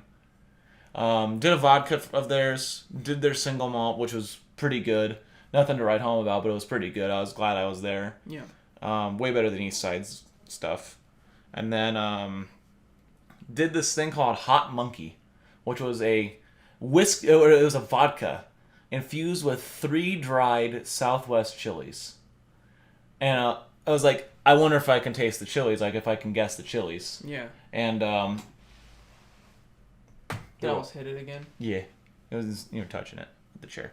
So I made a guess at the chilies, whatever. But the point is, it was actually spicy. It was the kind of spice that makes your nose run. Spicy vodka. But was it good? Yeah, I actually liked it a lot. And they offered me to have it either straight or infused with their like pineapple juice mixture. That sounds good. Spicy pineapple? Yeah, and like the pineapple didn't make it less spicy. In fact, it kind of made it more spicy. So I did the regular just neat. And then I don't know if you call vodka neat. I don't know if that's the term. I just know whiskey neat. Yeah, neat. So, but then I was like, I wonder what it tastes with pineapple. So I thought they gave me that pineapple juice just on its own, so I could taste and then drink the pineapple juice. But no, they actually gave me pineapple juice infused with it. So I tasted and then had more of it, which is already infused, like already mixed. So I had like a double helping. And well, that's probably why it was spicier. Well, no, but then after that, I tried it on its own because they're like, no, you're an idiot. No, I know you just paid for this and you're a paying customer, but you're an idiot. Yeah, and they're nice about it. It's like, sir, you're an idiot. Thank you. But so then I tried it on its own. And stop being a mongoloid. It was pretty good. I still I appreciated it more without the pineapple juice. Really? Yeah. And from there, we went to the there was another one we wanted to go to that was closed. We went to the Crown Jewel, and I actually don't have a sticker from there, which is really sad. But it was called Westward, and that place I might actually spend the $78 on. Really? Yeah, like Westland was good. Westward was bomb diggity. Was it better than Angel's Envy? It was different from Angel's Envy. Because Angel's Envy so far... Angel's Envy was its own beast. It's hard to compare the two, if that makes sense. It definitely... Yeah, Angel's Envy's been unique from all these other bourbons. Like Buffalo Trace, Elijah Craig, Maker's Mark... Woodford Reserve. I don't know, Oregon's is kind of unique on its own. Yeah, it's its own beast, too. But those four, like, all have a lot of similar profiles... But they're all different in their own way, just a little bit. Enough to, like, name it something different. But, like, Angel's Envy. I didn't include Jim Beam. It doesn't deserve to be included in all those I just mentioned. But Angel's Envy was just something insane to me. Like, right. It was definitely weird. Like, in a good way. And amazing. Because you didn't expect it from a whiskey. No. It's kind of like a constant evolution of flavors in your mouth. It's the only whiskey I have that was finished in a wine barrel. Port wine barrel. Was it port? Yep. Yeah. Amazing. Yeah, and I had a port wine finished whiskey at Eastside, and it was nothing compared to this. This one kicked its ass. Like, phenomenal. It's really good. But so, comparing single malt scotches or single malt whiskeys... Westford's really up there, and so what they did is they gave us the grain, and then they gave us the clear like early distill of it. I don't know what you call that. I can't remember. They said it, and then they gave us steps of the process as your tasters, and then they eventually actually gave us the cask proof too, and it was stellar. The person behind the bar, amazing. Yeah, we had a good conversation. Like she was one of the people I talked to about the politics and how Portland was evolving and growing and kind of the growing pains of the city. But Portland, I feel like, is such an whenever I think of Portland, I think expensive. When I think of Portland, I always thought of weird. Hipster. Now, so I think of Seattle, I think expensive. When I think of Portland now, especially now, I think new Seattle. So it's getting there. So it's not expensive yet. It's a little pricier than normal. But it's not to the point of Seattle, if that makes sense. It's where all the people that want to live in Seattle are flocking to, is what it seems like. Well, it's like a similar kind of like weather system. Yeah, it's Pacific Northwest. It's 3 hours away. I think Eric has to sleep. Okay, well, it's about 3 hours away. Yeah. So it's in the same area, and the homeless problem in both cities very, very prominent. I feel like that's like almost every major city except for Phoenix because you die. Yeah, it's Pacific Northwest. Like you can live outside. Is it Phoenix? Does Phoenix have a homeless problem? I feel like I don't see it as much. Yes and no. There. I feel like they flock to California. It's seasonal. Okay. So like during the winter you'll see it more than you'll see it during the summer because summer 120 degrees. I don't even want to be there. It just burns them out. Yeah, I would make the walk to California. Do you need Maker's Mark? I left the Jim Beam over there. It didn't deserve to be on camera. You gave me too much Jim Beam, honestly. I didn't mean to do that. That's okay. But yeah, I'll do the wake makers. Yeah, so like when I think of Portland, I think of the once hipster city turning into Seattle. I think And of that's kind of the I think idea of I got from makers. I think of Seattle as kind of a hipster city too. it's a different How environment. much? That's good. Okay. So when I think of Seattle, it's a little colder, like in terms of like people. There's less friendly people on the streets. Everyone's doing their own Seattle? thing. Yeah, and there's a lot more. Like I think of depression when I think of Seattle too. Well, it was clear as day when I was out there, but it was weird because like the people that are tourists are being tourists. Yeah. The people that live there and are doing their own thing want nothing to do with you. They're not smiling at you. They're not like saying "Have a nice day." It's like it's cold, you know. Whereas Portland, everyone's a little bit more friendly with each other. I wonder if it's just because it's a little bit more expensive to live there. It's a little bit more business oriented. Maybe. But Portland, I feel, is on its way to that at some point. And I'm sure people will be like, no, or whatever in the comments. This is my own impressions, so whatever. But you went to the Starbucks place there. Yeah, so there's this place called Starbucks Reserve. Starbucks Reserve. And I didn't realize it was a Starbucks until I was actually in there. What did it say on the outside? I don't know. Oh. I look through these giant windows, right? And I see these giant... So you just randomly walked by this place and went in? Yeah. Because on our way over to my buddy's place, it was on the side of the road. That's a hell of a random... Yeah, we were lucky. Wow. Super lucky. But so it's like this place that you're like, wow, those coffee roasters are like huge. Those machines are huge. Can we do that in the morning? And the guy's like, yeah, sure, we can do that or whatever. So in the morning, on the Wednesday before we go back to Portland, obviously, we go over there and they had right on track with our whiskey stuff. I'm looking through all their stuff. I'm like, oh shit, this is a Starbucks because it says it on the merchandise that you can buy there. But the way I'm sure that turned you off a bit. You're probably like, oh, yes. I want to leave now. Yeah, I was like, okay, well, I'm a little disappointed. Yeah. Whatever. I thought this was like a unique Seattle thing. Yeah. Because, they're known for their coffee. But that's where Starbucks came from. Exactly. Yeah. But so the whole thing is their logo for Starbucks Reserve is a star with a line and an R right underneath it. And you're like, oh, okay, that makes more sense now that it's Starbucks Reserve. But what they do there, so like if you've ever been to a Starbucks and you've gotten their nitro cold brew, it was there first. They test things at that location. See, that's what I really want to... It's like the experimental branch. Like, Hydra? They experimented. Like, this is the Hydra of Starbucks.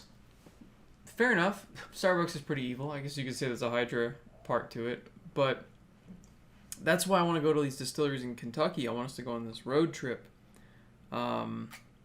First of all, I don't know. I want to fly and rent a car. That's the thing, though, is how do we get all that whiskey back? Because there's going to be so much Check glass. a bag. There's going to be so much glassware that we want.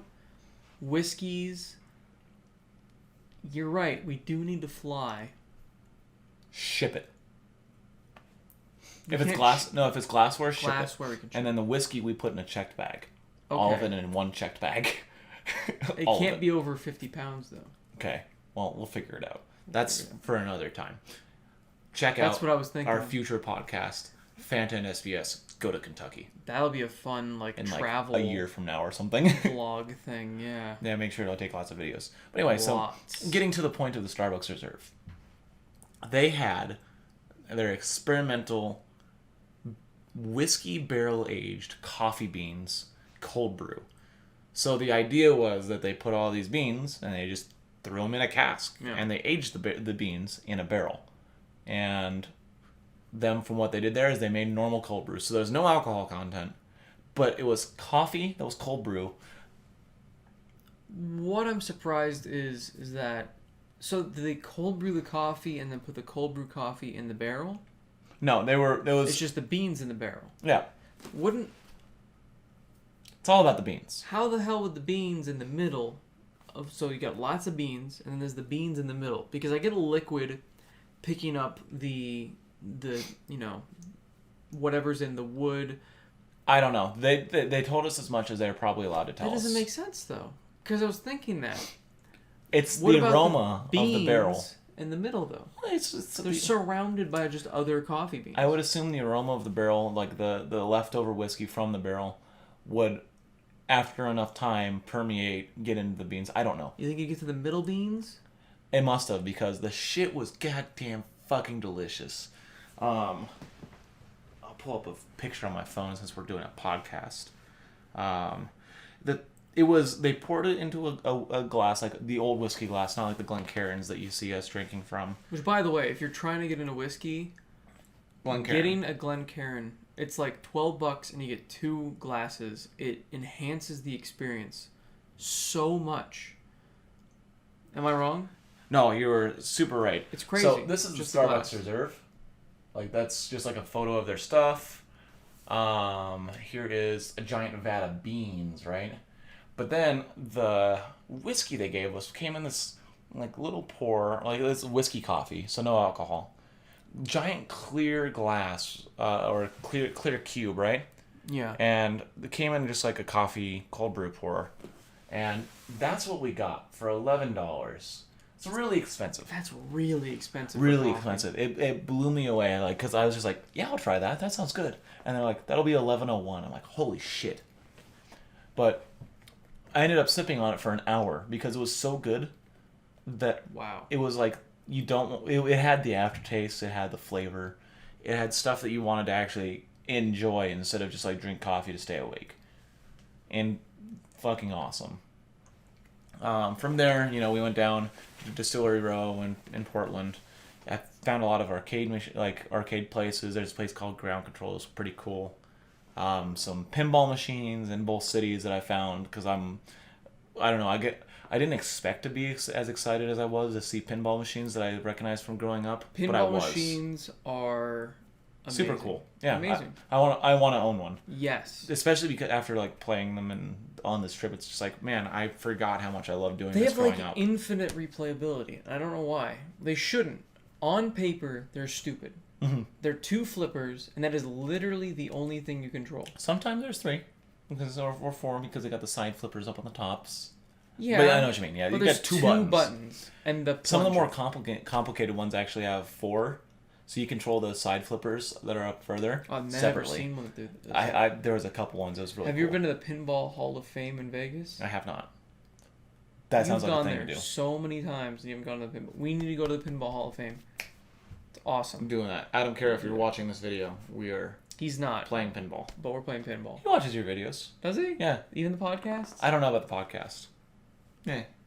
But so then from there, let's see. We go on a day trip. We rented a Miata because my buddy really likes Miatas, and it actually makes me want to buy one because the shit was so much fun. It was 6-speed, manual, 2-seater.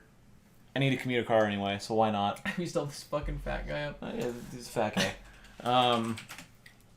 Do a trip to the Multnomah Falls, which is the worst waterfall of all the ones we did. 5 other waterfalls, short hikes, all of them. The worst waterfall? What makes a bad waterfall? Well, it wasn't because the waterfall sucked. It was actually beautiful. Pretty neat little car. But Multnomah Falls is way too crowded. It's the one that's right off the highway. It's the famous one. You see the bridge. Like, if you ever think of a waterfall in Oregon, or even a waterfall in general, you've probably seen a photo of it. Where's Seven Falls? There's multiple Seven Falls. There's one in Tucson.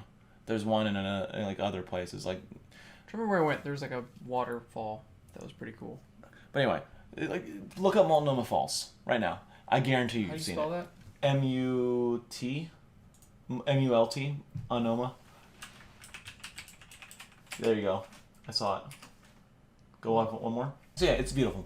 But the problem is, they have gotten like these like fudge stands, ice cream things. It's right off the highway. They even have their own exit for it, specifically to go to the waterfall. So way too many people. Yeah, like look at how many people were there. I might have been here. Yeah, I went to some falls. I don't know. It's really easy to get to.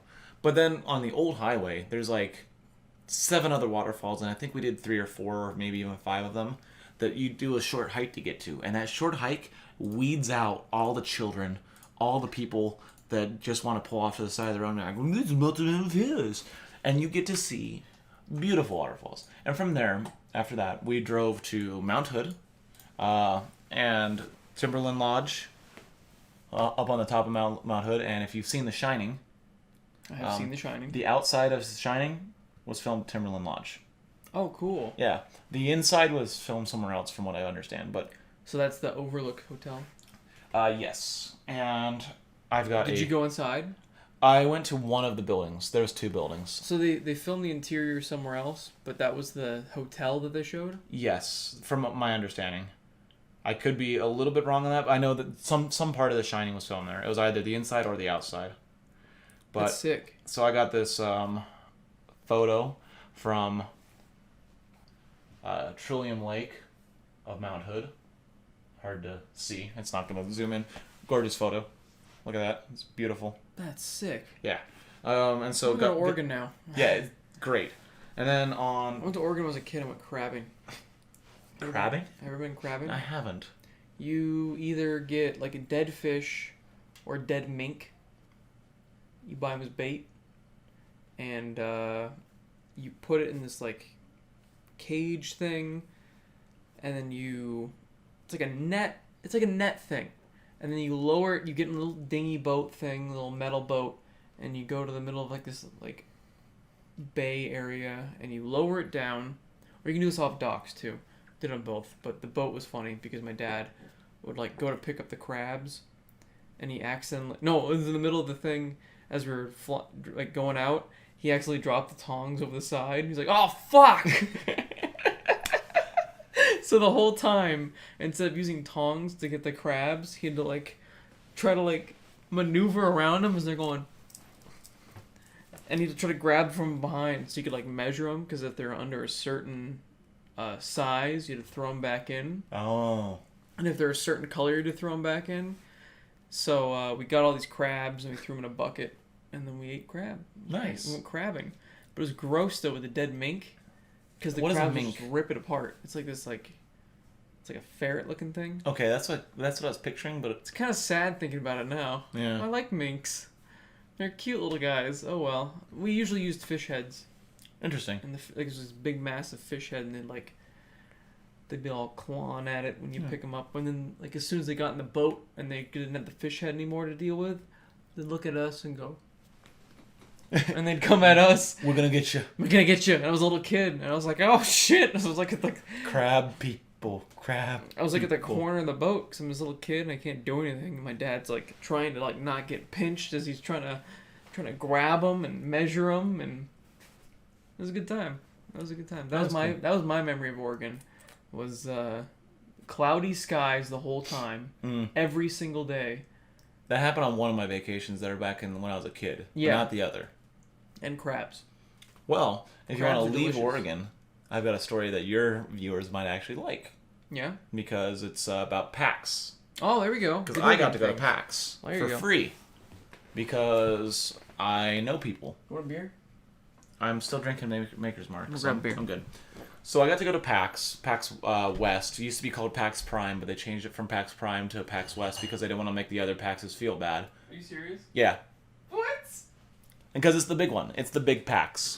They didn't want to make them feel bad. Because like it doesn't devalue them if they're at the other PAX, you know, because PAX Prime versus PAX, you know, whatever. It's like, yeah, I'm going to go to the Prime one, you know? That one's a little better. But PAX West is the big one. It always has been. It's like the original, the big one. And so I got to go to that and I got in for free. Shout outs to my buddies. They are great people. And they got us in for a day. So we took a 3-hour bus ride up, a 3-hour bus ride back same day because then I had to fly out the next day. But I got to see a bunch of, you know, PAX exhibits, which is like wild. Never in my wildest dreams I thought I would be going to PAX, especially for free. Because like getting tickets is hard. It sells out really quick, from what I understand. Oh, really? Or getting tickets for like a day, people scalp them on the side of the road. I don't know. I've never looked into it. But I always just assumed it was hard because I know my cousin used to try to go a lot and she had issues getting in. But it was a lot of fun. I got to play Windjammers 2. Nice. Which isn't released yet. It doesn't even have a release date yet. I've heard that if you don't want to play like the AAA games, which is honestly like it's stupid anyway Yeah, like, to play those, they're gonna come out soon usually anyway. Just play the indie things because you find so many hidden gems, dude, or sequels to games that you know you'll already enjoy, or companies you know you'll already enjoy. So That actually like reminds me. We went and picked up a game today. Salt and Sanctuary. Salt and Sanctuary. I met the developers. My buddy loved the game. He's like, "Hey, I'm gonna go over there." And so I was checking out the booth with Bastion and Transistor. I can't remember the developer's name, but Bastion, Transistor, they're coming out with a game called Hades. Oh yeah, I heard about that. Yeah, it's all by the same people, and Transistor was on limited run games, so I'm waiting for my copy to come in. It's beautiful. Watched gameplay of it. Saw some arcade cabinets that they had there of it. Just They have gorgeous arcade games. cabinets of Transistor. Yeah, it was like arcade cabinets, but like you're playing it on a controller. If that makes sense. Like it was like a cabinet that they had that was mobile, so they could take it to conventions. I guess it was really weird. I have a photo of it somewhere. Huh. Yeah, it was just condensed game cases. I guess. Like remember, like you ever go to a dentist or an orthodontist and they had like yeah, it was kind of like that. Mine had a GameCube. Yeah, me too. We probably went to the same guy. It had Sonic Adventure, Sonic Heroes or whatever. Sonic Heroes. Yeah, we went to the same guy. I didn't like that game. I did. But I was also a kid. You're wrong. Yeah, I mean, if I played it now, I probably wouldn't like it. But I liked that game. You're wrong. I was a kid. Your opinion is wrong. The reason I liked it was because the lizard, the chameleon, could throw ninja stars. I didn't know what the fuck was happening. Whenever I tried to play the game, when I was in that dentist office, it was like in the middle of a level. I owned it at home. Oh. So when I played it at the orthodontist office, I knew what I was doing. I didn't have a GameCube. Well, that's because you're bad. Okay, so... I had a PS2. So I got to see like Salt and Sanctuary, got to meet the devs, got to see some gameplay of it. I ended up buying a game because of it, so obviously their booth worked. Yeah. Got him. Yeah, got him. Windjammers 2, unannounced release date. Got to play the demo of it. Fucking awesome. Got to see some AAA game like the Monster Hunter display. Amazing. Dude, the Monster Hunter display. I didn't stand in line because I didn't want to, but is like always amazing. Full-sized statue dragon. Just I wish I liked Monster Hunter more. Incredible. Yeah. I like Monster grind. Hunter. It's a grind. It's also skill. It's also a lot of skill to take down those monsters. Yeah, it's a but lot to of get skill, to get to the parts that are fun, patience. it's a grind. I don't know. I never like the beginning abilities of the games. I get kind of bored at the beginning. The grind is only like a couple hours. For me, that's enough to take me out of the game. Yeah, when you've got limited time like we do, I forced myself to get past that part because I was like, I know this game is loved, and I know I had a lot of fun on the PSP version. I need to like this game. Right. But I never got, hooked. I never, was at the point where I couldn't put it down. Very rarely do I have a game do that to me where I get hooked and I can't put it down. Right. I'm trying to remember the last game that did that to me. I don't know. Well. WoW Classic. Yeah. It re-hooked me. It's a good game. I like it. Join Rattlegore. We have a channel on our Discord. Do the thing. Do the thing. But yeah, so that was the only third-party game that looked really cool that I wanted to check out. There was a Google Stadia display. There was Borderlands 3, which is a game that I'm interested in, but I didn't want to go check it out because it's the AAA game. I'm gonna probably buy it anyway, or not necessarily buy it. I'm gonna wait for reviews. It's a game that I've heard of. I don't care. Borderlands 3 is a mess. Why is that? Randy Pitchford, the CEO, is a wacky cunt. He is a very he's done almost every single thing wrong that you can think of when it comes to a CEO of a company. He has threatened people. He has physically assaulted people. He has leaked company info by leaving a USB drive with squirt porn on it from a cam girl. But it was also full of company info as well at a medieval times. It just kept getting weirder, right? It just kept getting weirder. And the reason he I've kept never paid attention to this stuff. The reason he kept that squirt porn was not because it turned him on, quote unquote, was because he didn't know how she did it, and he thought it was a great magic trick because he's a magician. Let that sink in a little bit. Let that sink in. He is a magician. Probably shitty tricks. But that was his reasoning for wanting this barely legal squirt porn on his USB drive. Whatever. Okay, so not knowing the backstory behind that, my thoughts was like... Also, they have threatened YouTubers and taken down a YouTuber's channel for giving news of leaks that he found out about the game. Oh. Lovely. Yeah. So, that aside... Yeah. I walked past it regardless. I didn't want to stand in line for a AAA game because the lines were huge. You should walk past it. I'll get it for $20, Game of the Year edition. The Nintendo booth was like super cool, but also very busy, so I didn't stop there. Of course, because they're probably showing off like Luigi's Mansion shit. And I got a picture of me and Grookey. Donkey did too. Oh, Donkey was there? Yeah, Donkey's like, I don't like this monkey. Oh. Well, I like the monkey. Yeah, I like the monkey. But yeah, so then Windjammers 2. Which starter are you picking for the new Pokemon? I think Grookey speaks to me. I like Sobble is probably my inner self, but Grookey's my outer self. Nobody likes the bunny. Oh, I know people. Just a fucking bunny with a band-aid on its face. I know people that like the bunny, and there are a lot of furries. A lot of furries like the bunny. Why? Because he's kind of humanoid, I guess. No, he's just a kind bunny. Of. No, he stands on hind legs, and I don't know. Grookey kind of looks like a monkey. Sobble doesn't look like anything. The bunny. That was the best comment.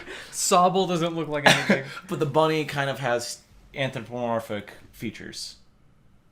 They haven't shown the evolutions yet. When does this game come out? November? November, yeah. They haven't shown the evolutions. Like so 2 months away. Show the evolutions. Normally I don't pick a starter until I see the final evolution. Well, that's because it's 3 months away. Yeah. But normally I don't pick a starter because of that. 2 months. And so, but based off of the starters, like the starting forms of them, Grookey speaks to me, as you saw from the photo. I like Grookey. Yeah, he's a happy dude. I was gonna pick or dudette. I was gonna pick this stupid bunny because you wanted Grookey. Furry. No, because you wanted Grookey, and because Eric was gonna pick Sobble, and I think Adam was gonna pick Grookey. So I was like, fuck, nobody's picking Sobble. Or the Score Bunny. I don't remember the name. Score Bunny. Bunny. This dumbass bunny. Band-Aid bunny. Yeah. Why does it have a Band-Aid on its face? That's like my least favorite thing. Does it really? I actually never noticed that. It looks like another firefighting type. If it's a firefighting type, it'll be just as fucking broken as Torchic. Oh yeah, because it turned into Blaziken. Blaziken. That thing was wild. Was amazing. I love Blaziken because you just do the fire kick thing and you win the game. You can blaze kick all the way to the end of the game. It's just a one-shot fucking thing. Yeah, every single time. Not thinking of like competitive or anything. You're just talking about like of the game, like the run of the game. Just the run of the game. That's actually pretty funny. Yeah, because a lot of the starters that are that way, where like you just have a couple moves. Starters are broken. Yeah. For gameplay, so I think what I want to do with the new one. You're gonna go pro? You do MLG? No. What I want to do is I think I want to get my starter to a point where it evolves, but I want to mainly make a team of caught in the wild Pokemon. Because I feel like that's going to be more interesting. Because it's going to be more difficult. I don't know. I feel like the starters are always too strong. Maybe it's just because I use them almost exclusively, so they level up faster than the rest of my team. But I'm going to try to... You always have a special attachment to your starter. Yeah. Because it's your first Pokemon. I'm going to name this one Dipshit. To try not to use it? No, just maybe I'll use it for a little bit and then... You gotta name it Monkey Fuck. I like Dipshit. Dipshit's good. I name a lot of my things because of Dipshit. AVGN. What was AVGN? Angry Video Game Nerd. Oh, okay. He likes to say the word monkey fuck. And I love that. I love that word. I don't know why. Monkey fuck. I got some monkey fuck over there. It's a blended Scotch whiskey. Monkey shoulder? Yeah. Yeah. Anyway. Do you want a beer? Sure. Get you a beer. So then from the Pokemon exhibit, there was the Link's Awakening. I always call it Link to the Past because they came out, like, they're very similar games originally. Are you excited for that? I am. I'm pretty excited, but I'm also not. So Link's Awakening, DX, was the first Legend of Zelda in color, if I'm correct, on Game Boy Color. Use this. Okay. It was the first Legend of Zelda in color to my recollection. I could be wrong, whatever. But it... No. Okay. Legend of Zelda DX was the first one in color? Not DX. Legend of Zelda Link's Awakening DX was the first one, was it? No, the first game was in color. What are you talking about? On Game Boy Color, I mean. Oh! Okay. Because Link's Awakening originally was black and white. Yeah. And Link's Awakening DX was the color version. Yeah, and they actually had a special for that release of the game. And this is the one that I played. Yep. They had a special dungeon that was based on red and blue colors, and they actually had special tunics. Like, after a while, you could be like, well, I want more power, so I want the red tunic. I want more defense, I want the blue tunic. It's pretty cool. But I got to the point where I got to the final boss, right? It's called Nightmare, I think. And it manifests itself in a bunch of different forms, like the Vadi form, where it has like the eyeball and some stuff. Kind of looks like Ganon at one point, I think. It was really hard for me, the child. And I never beat it. And to get to it, you have to go through one of those, like, you had to solve a riddle, basically, or go through a bunch of trades, so you can get a magnifying glass to read this book that tells you the directions you go. And if you go the wrong direction, it starts you at it from the beginning. Huh. So I tried to go back to it years later, and I have no idea what the fucking code is to get to it, so I can't beat it. Oh. So I'm really excited to play this, because I never beat the game. And it looks beautiful. I never beat the game. I'm going to play it. I'm going to love it. But they have, and I know you've seen photos on Twitter and all that, by the way. I know you see photos of their, like, dioramas of, like the beach setting, where they have the 3D model printed or whatever they built of the beaches, the rocks, Link, Zelda, a bunch of stuff. And that was there at PAX, and it was really cool. That's sick. Like, that was my favorite part of the Nintendo area, was just seeing that. You know, they had some games of, like, game demos of Astral Chain, Dragon Quest, which looked pretty cool. What they should have had a demo was of Astro Bears. They should have, but they didn't. But what they did have, and my cousin's roommate knew one of the developers of this tiny game called Plunge. And it's a game I'm going to buy, because I ran into it, and only because he said the words... Yeah, my buddy had worked on this game called Plunge. He didn't even see it was at PAX. So when I saw it, I was like, oh shit, that's the game. And, like, you know the Pokemon games where you're in the ice dungeon and you have to, like, run to a side, and as soon as you step on the ice, you slide to the end, right? And then yeah. So that's the idea of the game, but it's a dungeon crawler. It's like a roguelike dungeon crawler where every time you move, you go to the end of the thing. Oh, I hate that. It was really cool. There was demos of it. I didn't play it. I watched some people play it, and it looked really interesting. And, like, you had special characters with health, enemies, traps, really cool things. I loved it. I always hated those dungeons. Right, so did I. So did they. They said, because so they made it. We were talking to the developers, and like, yeah, we didn't ever really like those, but this idea we felt like we could improve on.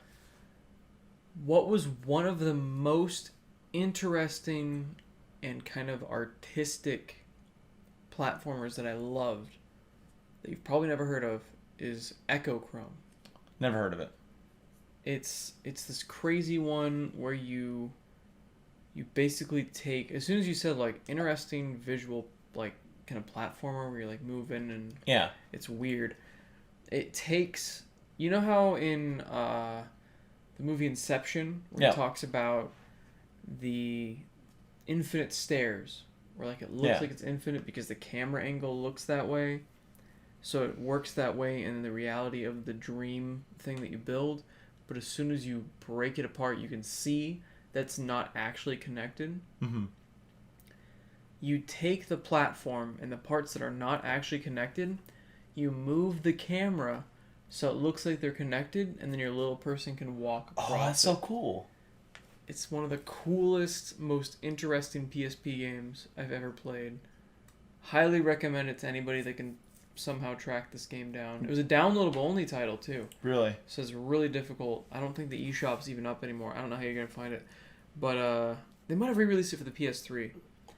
But Echochrome, it was just like this really interesting black and white platformer. And you can make your own levels. That's really cool. So you can make your own visually weird levels for other people to try. It was cool. That's the problem with digital only games. If that game was physical, I would be able to tell you guys, hey, go out and play this game. Go find it, yeah. Go find it. Go buy it. And that's why I want Google Stadia to fail. When you mentioned Google Stadia had a line, It was really sad. it killed me a little bit inside. Because people are fucking lazy. Yeah. People will buy digital games because they don't have patience. They don't want to get up and put a disc in. They don't want to walk 5 feet to put a disc in. I know so many people that have downloaded the Smash game, Smash Ultimate. And it's like, I want the cartridge. If it's a special game to me, one I'm going to be playing for years, I want to own that cartridge. Exactly. And the only reason I got the Plants vs. Zombies ahead of time is because it's 6 weeks early, $10 less. And also and Plants vs. Zombies is always... Only. Yeah, exactly. Online only. So it's only going to be available for as long as those servers are up. Right. That's the only time it makes sense to get something digitally. Or I guess on PC. That's the problem with PC too, but at the same time, pirating exists. So you'll always be able to get those games again. Not that we support that. However, there is a game that is very difficult to track down.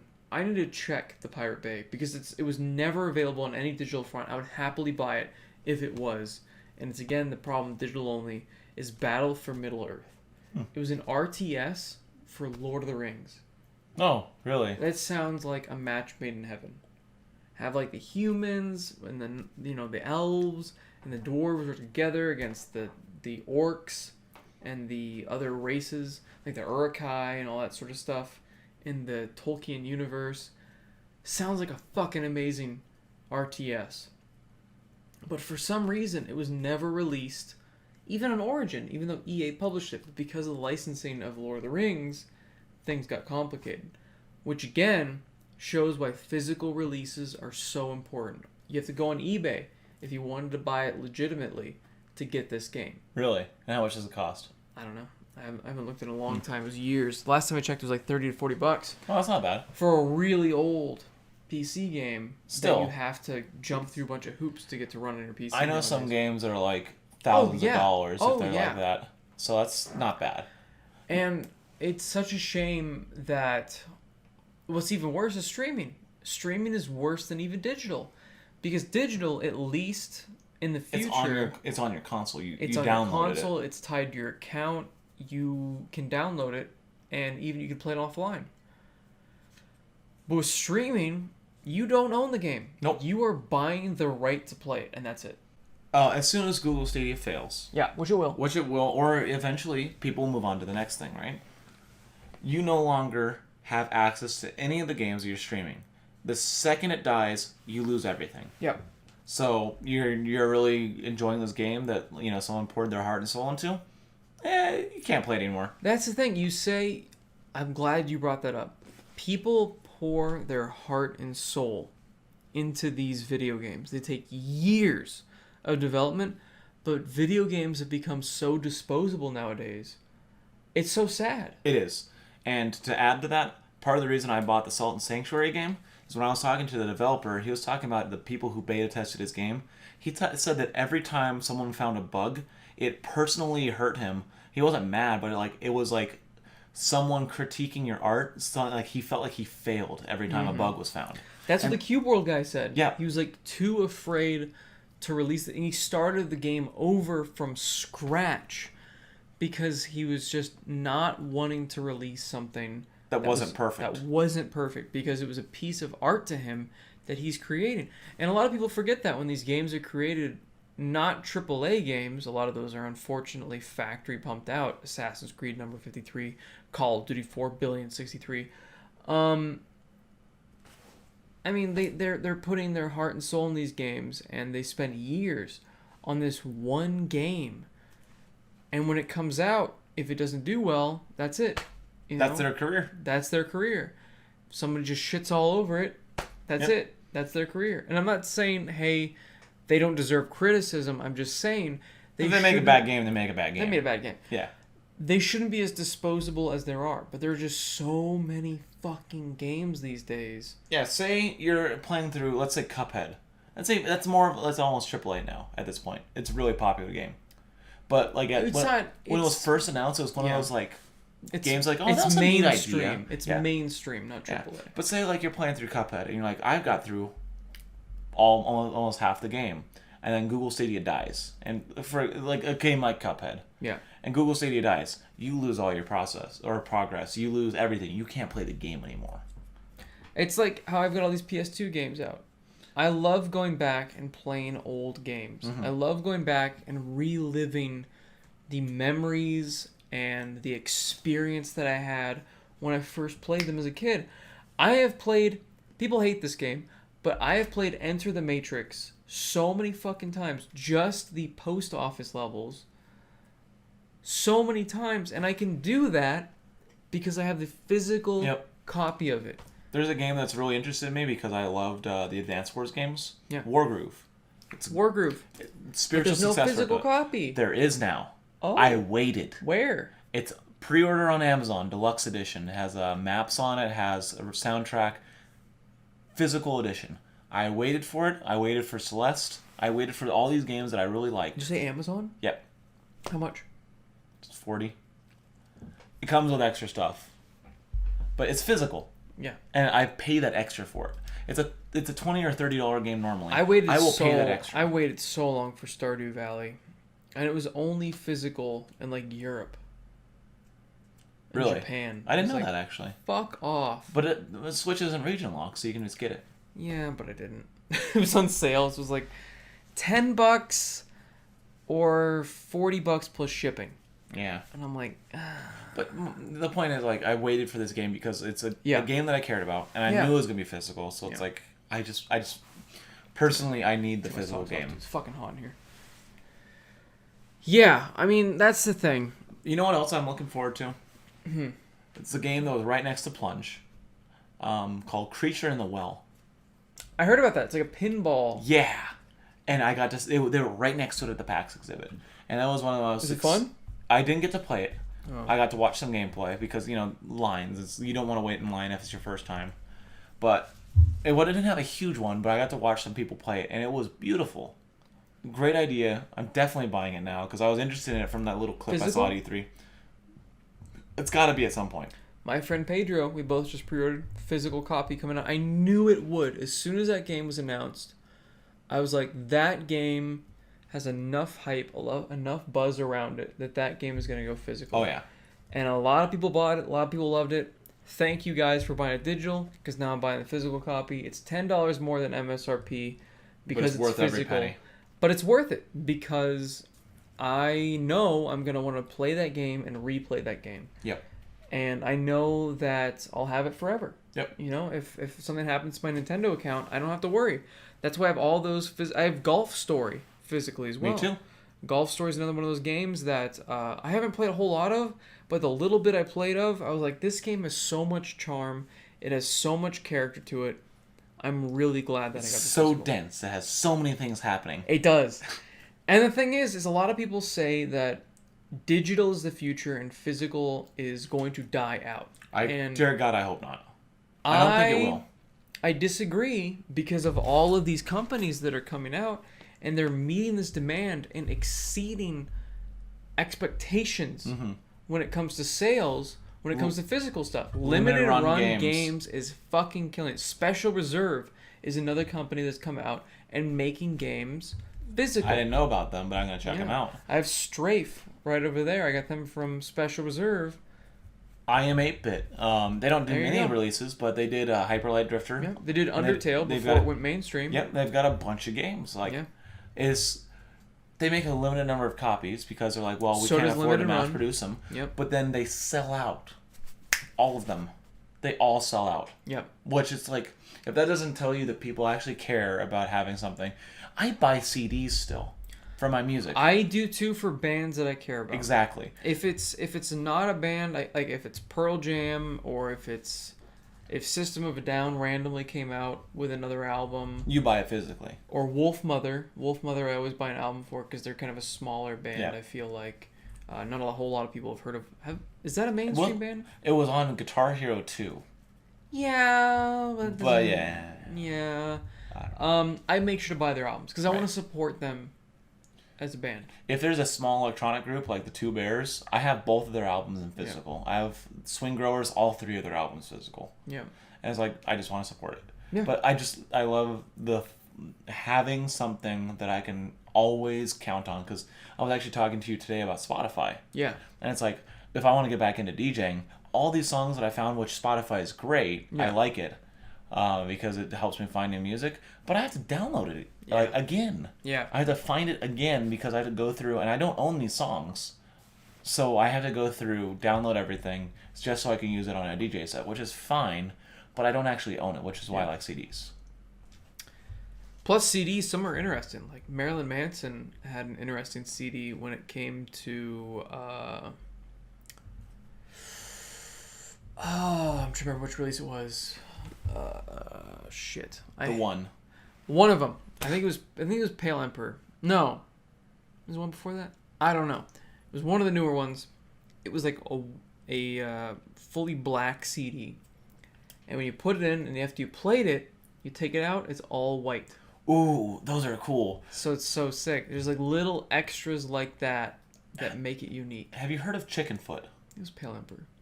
Chicken Foot? Yeah, it was like a smorgasbord of classic rock artists. I think Slash was involved, if I can remember correctly. I might be wrong. But like... Chicken Foot? Yeah. They had an album. And it was okay. Like, it was some like rock legends coming together to make a band. They made one album. And Aqua Teen Hunger Force actually referenced him a couple times. It was funny. But like a super group with like a bunch of... Yeah, a bunch of just like drummer from this band, singer from this band. But their album, the reason this reminds me is their album was like black. But in the sunlight, it made a photo. Like it made an image. That's cool. Yeah, it was super cool. It's just really cool. Little things like that. Physical copies are what I'm always going to lean towards if I can. I mean, even AAA, like people will tell me to buy physical, and I'm like, why? Because it's always going to be the same price as physical too. When it comes to or AAA, buy digital, you mean? You said buy physical. Physical and digital are the same price. Exactly, yeah. I don't know what the fuck I said. Yeah. I've had too much whiskey. I'm drinking a beer. Whatever. Physical and digital are usually the same price when it comes to... In fact, they are. They're always the same price when it comes to a AAA game. Unless it's Switch. Oh, AAA game, yeah. It's the same. AAA. That's what I'm AAA is talking the same, yeah. AAA will always be the same price, so it's always puzzling to me. Why the fuck would you ever buy digital? Because you get more Switch rewards, gold coins for buying. Nobody cares about no one gives that. a shit. Nobody cares about that. It doesn't Especially buy on you the Switch. anything. Yeah, whatever. Yeah, you get like I'm just some stupid. pathetic amount. You might be able to afford a digital wallpaper with your digital coins that expire over time. And you get what? The Nintendo points expire. They do? Yeah, now they do. Yeah. That's stupid. I don't know how long it takes, but I remember people complaining about it. What the hell? Yeah. Why would they do that? Because they want you to spend it on their shitty digital products. That's dumb. Yeah. Anyway, But yeah, they cost the same. So why not own something? Why not instead own of having something a digital copy? and show the industry that you still want physical. And not only that, You're not saving money. Why save them money? not only that, but when you buy the digital, it takes up more space because you have to download every copy. When you do Xbox, it downloads it anyway because fuck you. But when you do Switch, you don't have to download it when you have a cartridge. When you buy the digital, there goes space, there goes memory. And then before you know it, you're buying another 128 gigabyte micro SD card and you hate yourself and you're like wondering, why did I do it? Yeah.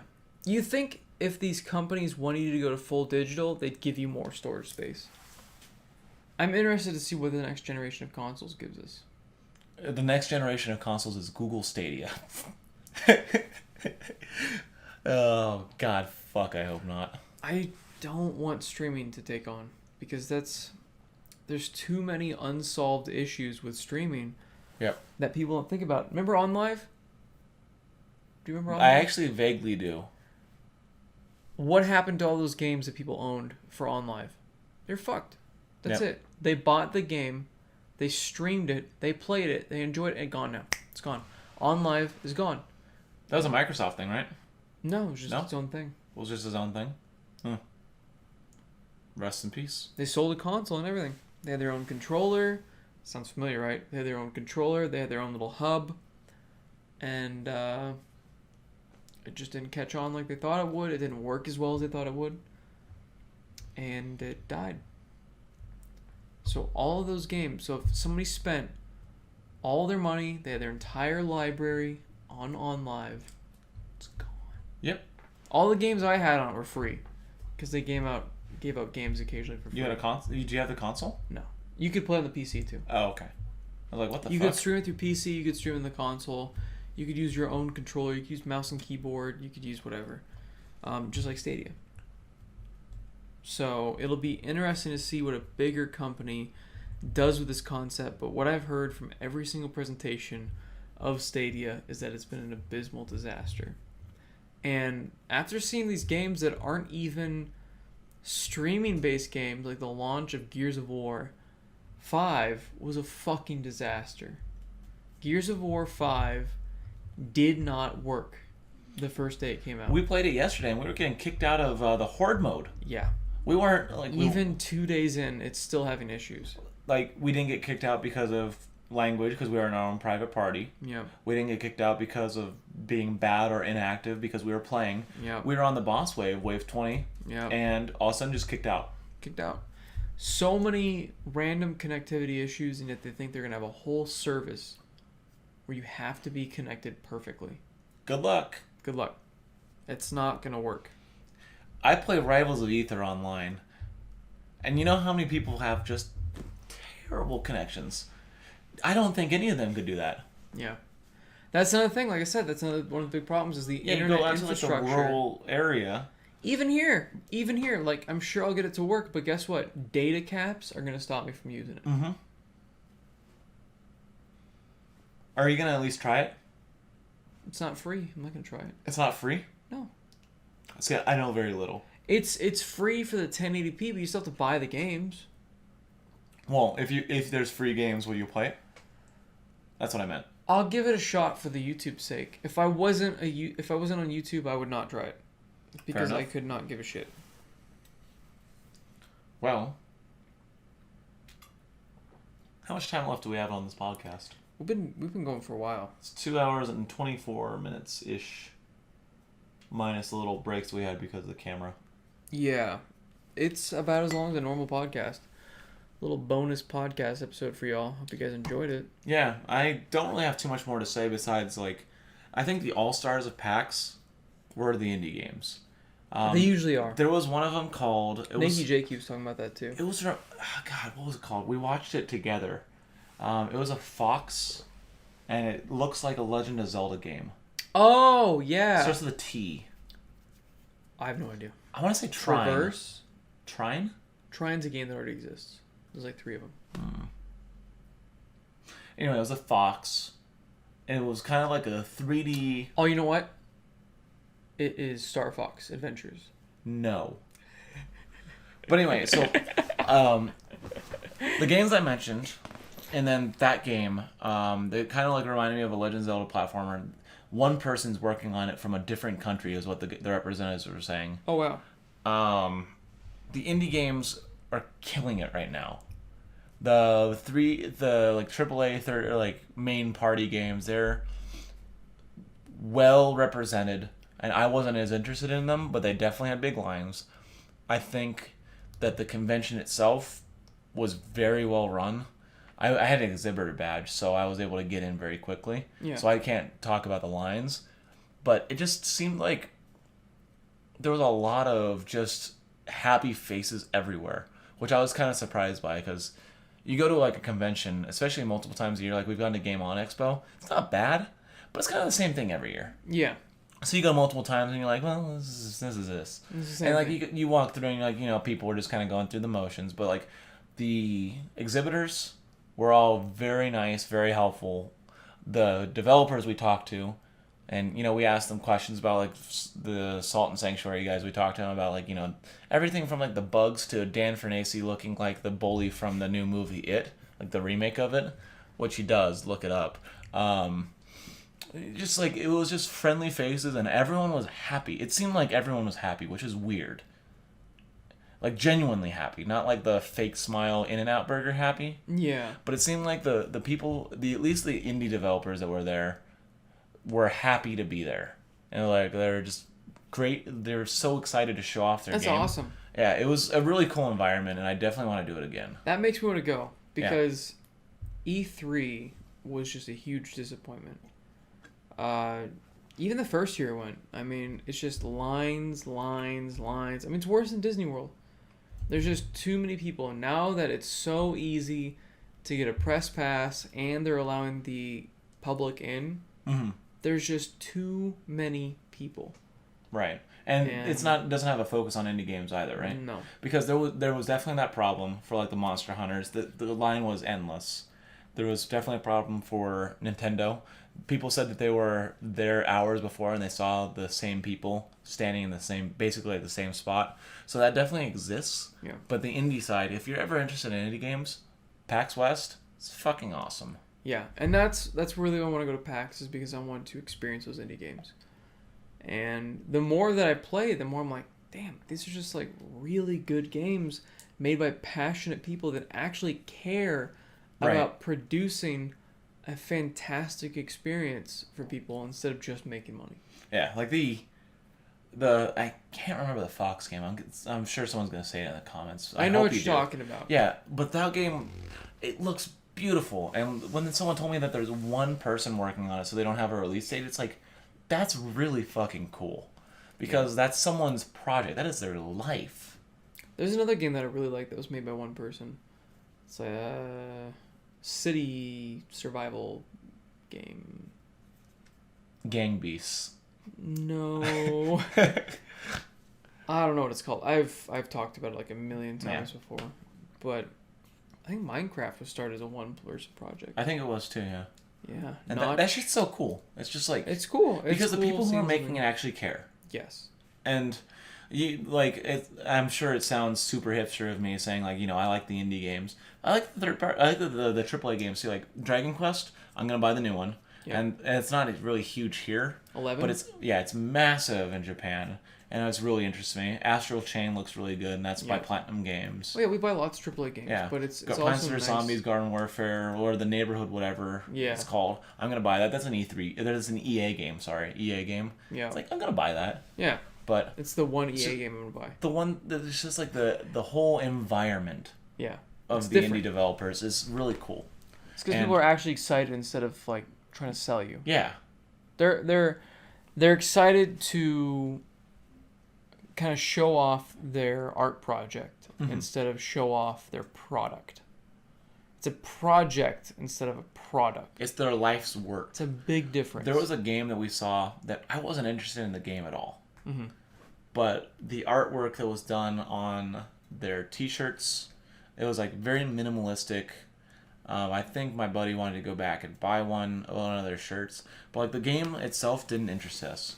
But the work that they had done on their promotional materials, the art design was beautiful. And it made us interested in the game at first. We saw it and it was like, okay, that's not my jam. Yeah. But the person that was there was the artist, and her husband that was like the programmer, I think that was the situation. But they were working on it together. This is their third or fourth game together that they've made. It's like, that's really fucking cool. That's cool. Yeah. And they were there physically. The person that made the game is talking to the people that are going to the convention. It's not representatives, except for like that one Fox game, because this dude was living in like Nova Scotia or something. I don't fucking know. Yeah. But like, they're there. They're the people. Yeah. Me. Yeah. You always, I don't know. That's why I'm into craft beer. That's why I'm into craft whiskey. That's why I'm into indie games. It's not because I'm some hipster. It's because I want to support people that are passionate about it. Whereas these AAA games... They give a shit. They give a shit. And a lot of these AAA companies, they were at one point those passionate people. But a lot of them, some of them are still that way, but a lot of them have gone over to just profit. Right. They've gone from passion to profit. And money is important, definitely. It's a capitalist society. But at the same time, you want to know that the person that made it actually gave a shit when they were created. Right. And so that's like on a quick You little can tell. thing of like craft brews. Anheuser-Busch, and like a lot of big companies buy little craft breweries, but they leave them alone. Yeah. Because they want to make a profit, but they let the companies do their thing, and that's what's cool about it. Yeah. Yeah. Even then, I still try to avoid those. Well, like Four Peaks Kilt Lifter, it's owned Yeah. by Anheuser-Busch. Yeah. And I still like it. Yeah. Like they didn't change any recipes, but the one problem is they're a little less experimental these days. Exactly. They get too settled. And what's weird is like Sam Adams is super experimental. Right. They come out with like they're a big company. But they're not as big as like Anheuser-Busch, and I think they're employee owned too. Same with New Belgium. New Belgium is also doing a lot of experimental, weird stuff. And that's cool. That's cool stuff. And they're big companies. New Belgium's a big company. I like do something Belgium. new, and I'll try it out. New things are always good. You know, like we tried Maker's Mark. That's one of the. Well, it's not on here, but like it's over there. But that's one of the biggest companies out there. Big company. Yeah, it's huge. And they do the thing that you talked about with the specific barrels to specific companies. They're still doing new things. Jameson's doing new things. These companies that are willing to not only keep producing the product that they know works, but they're also willing to. They've got the Starbucks experiment. Reserve Hydra version of their company. Exactly. Out there testing shit. That's the problem with EA. Is EA pretends to. EA is like Anheuser-Busch. If Anheuser-Busch went to these companies and went, yeah, I want you to turn whatever you're making right now into Bud Light. I want you to turn that into Bud Light. Go ahead and just change that into Bud Light now. And then they just shutter it and kill it. Mm-hmm. That's not what a lot of these distilleries are doing. That's not what a lot of beer companies are doing. But for some reason, EA is. And it's so weird that video game companies are even greedier than alcohol companies. Like, right. What? Yeah. Alcohol is like a vice. And, Well, you can't have good competition against your company because then people won't like you as much or something. I don't doesn't make sense. It doesn't make sense why they didn't leave Visceral alone. Let Visceral keep making Dead Space. It was already... Did Dead Space die? Oh, yeah. I didn't know that. You didn't know Dead Space was dead? I didn't play the game. Man. I don't like horror things. I respected the game and I knew it was popular, but I don't like horror games, so I never played it. So I did not pay attention to it. I don't either, but I loved the Dead Space series. Phenomenal game. Well, the first two. And then the third one was EA.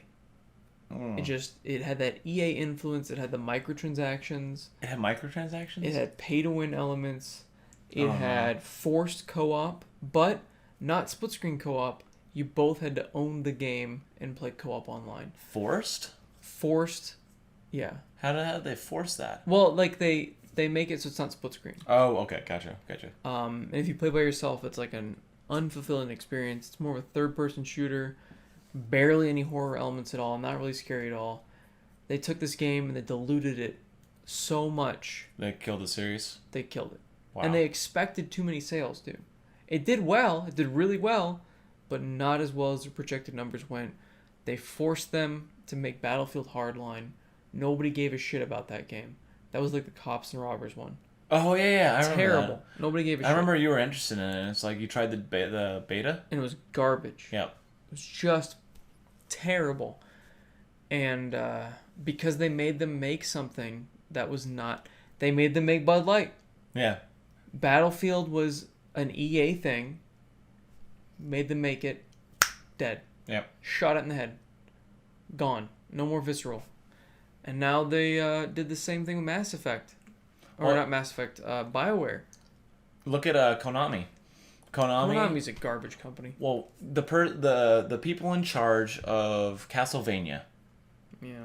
they have now branched off to make their own things called They quit. Bloodstains, Curse of the Moon. Yep. And then Curse of the Moon was made by a secondary company for them, but it had the same elements. But Bloodstains Ritual of the Night is made by the same guy that made Castlevania Symphony of the Night and, the other Castlevania games. He's basically recreating Castlevania under a new IP because he's like, fuck Konami. Yeah. I am going to do my own thing. Konami just makes pachinko machines and Pez. So he doesn't own the IP, but he's like, you know what? I can go back and make what I care about and just name it something else. Yeah, start it from scratch. Yeah. And that's what he's doing, which is really cool. It's cool. But so yeah, if you haven't tried Bloodstains, just not on Switch. Check it out. Not on Switch. Why not on Switch? It's bad. Uh-oh. I own it on Switch. Yeah. They're like, oh, we'll fix it. It's been months. What's the problem? Radio silence. Frame rate, bugs, just lots of game issues. Yeah. Fix it, and I'll recommend it.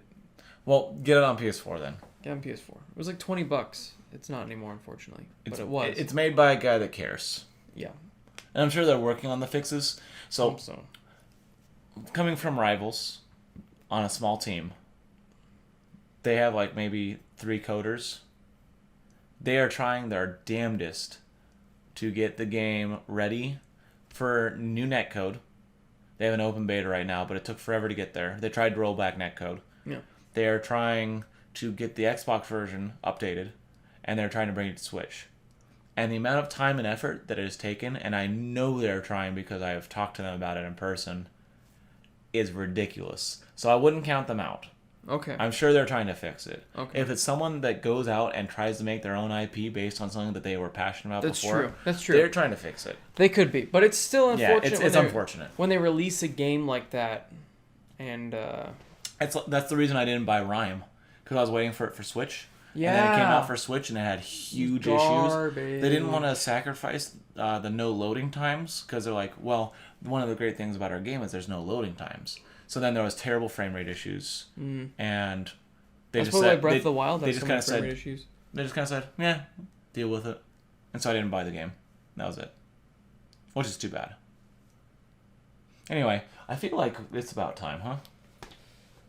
Yeah, there was something else I wanted to cover. Oh, real quick, show your socks off. Oh yeah, I got socks. You got socks with Elijah Craig. I'm really jealous because that was one of my first whiskeys. Elijah Craig. You fucking got socks with his. Bourbon. And on the front, on the toes, it says, Father of Bourbon. It's pretty dope. That's pretty awesome. I'm jealous. Got the same bottle as Fanta, and I got more. Bullshit. Idiot. Bullshit. Oh, I'm out of peach. Lovely. You get the last one. That's another thing I got that you didn't. You goddamn moron. Bastard. It is 1 o'clock in the morning. It's 1 a.m. But I'm really tired though. So yeah. I gotta piss. That's about it. So we're gonna sign out then. Do you want to talk a little bit more about whiskey before we head out? Podcast, fuck it. Talk about whatever you want. So far, what's your favorite whiskey? So far, probably some recency bias, but I'm really liking the Woodford, and I really like the Angel's Envy. It's gonna be a black screen, by the way, because I don't feel like changing the battery. Okay. I really like the Woodford, and I really like the Angel's Envy. What do you like the most, though? If you had to pick one whiskey to drink for the rest of your life, what would it be? Would I have to buy it too? No. Just based on flavor, what is your favorite? Probably the Angel's Envy. Yeah, I gotta agree. But like the Woodford is a close second because Woodford is good. It's got that spice to it, but I think the one issue I have with it compared to the Angel's Envy is sometimes right before you swallow it, it has a little bit of a burn before you swallow. Right at the like cusp of your esophagus. It's like too just like right before you swallow. Yeah. Yeah. So I think the Angel's Envy wins it, but if I had to buy it every time, if cost was an issue, Woodford. I think I'm gonna buy some Woodfords. And, though Elijah Buffalo Trace is really good too. So is Elijah Craig. Ooh, yeah. I haven't had Elijah Craig in a while. So. It's been a while, yeah. Buffalo Trace is pretty bomb. I don't know if I'd call it number one. I don't know why they call it the best distiller. I think that's a little bit much. Yeah. That they're calling him that. I definitely think it's amazing, especially because the flavor plus price, phenomenal. If it was actually stocked all the time at Fry's or Kroger's or whatever your local equivalent of Kroger's is, $23.99. It'd definitely be a regular in my my collection. It's the regular. It's only a little bit more expensive than Maker's Mark, because Maker's Mark, at least here in Total Wine, is $20.99. That's fucking crazy, by the way, for Maker's Mark. It's like $25 everywhere else. So it's $5 cheaper at Total Wine. That's actually kind of nuts. Whereas Woodford Reserve is about the same price at Fry's for what, $26, $27.99. Yeah, it was like 27 after like rounding up. Yeah. Woodford, I was surprised how much I liked it. Yeah, that's one of them I keep seeing everywhere, and Yeah. I even saw it in Red Letter Media's video. I'm like, you know what? I just want to fucking. I'm gonna give it a I've shot. seen it every time I go out. Yeah. To Total Wine. Yeah. See it. I know I've seen it in that. It's like it's time. It looks like a classic whiskey bottle. Mhm. When I think of a whiskey bottle, I think of Woodford Reserve. Distiller Select. It Whiskey looks Reserve, like a Woodford Reserve. fancy whiskey bottle, and it's 45%. So they're not proofing it down too low. Jim Beam is around 40%. Like, that's too low. Yeah. You're not getting enough spice. You're not getting as much character. They've added too much water, I feel like, to the cask strength. So Yeah. I feel like Woodford Reserve is a happy medium. Elijah Craig is damn close to, I feel like, what a cask strength would taste like, because it's at 47%. The Oregon Spirit,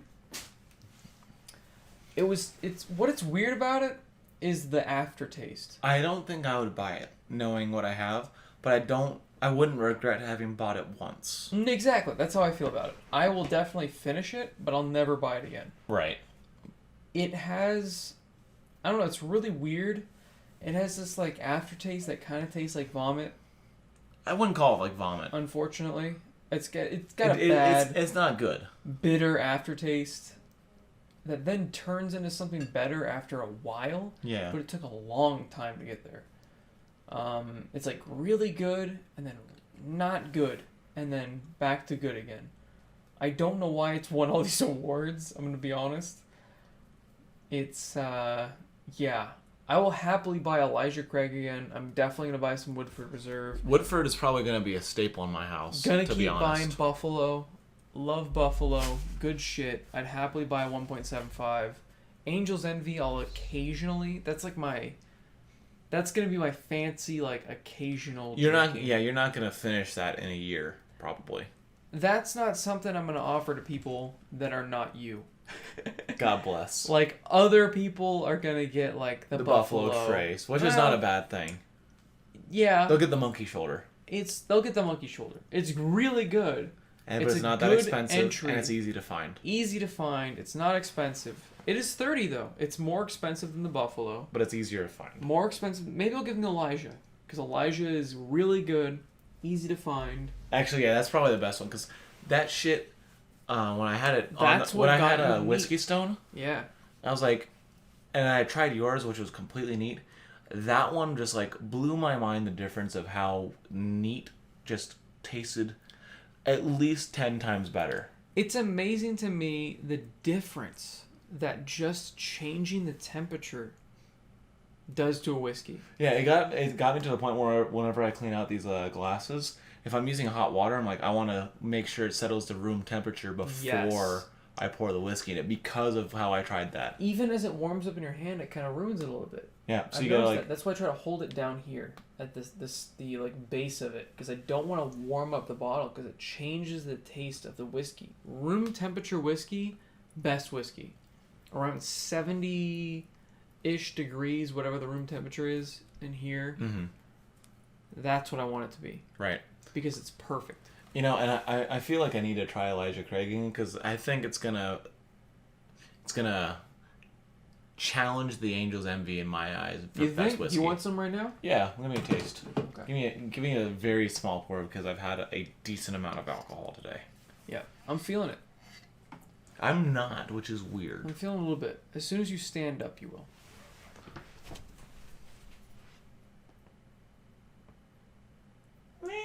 A little bit. Little bit. Not like a lot though. That's good. That's more than enough. Oh god. There you go. Oh, you get a real fuck. pour. You get a real pour. That's about like a half pour. It's decent. All right, I'm gonna do the right thing. Yeah, clean Clean your up. palate. Clean your palate.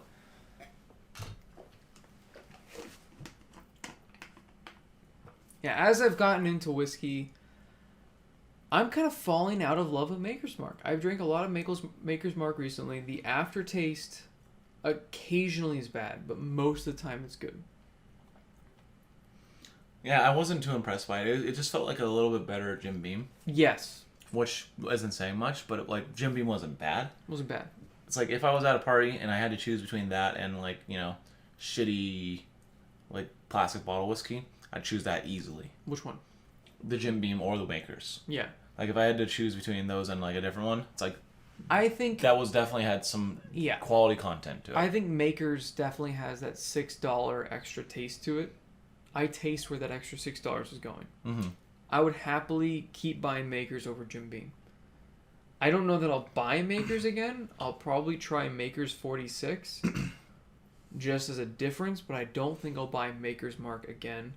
Just because there's so many other whiskeys out there that are close in that price range, like Buffalo Trace, Elijah Craig. I'll happily spend the extra $6 to $7 to get the punch and the spiciness.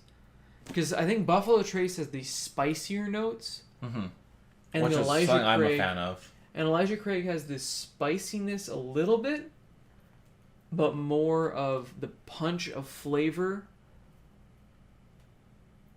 than the Buffalo Trace.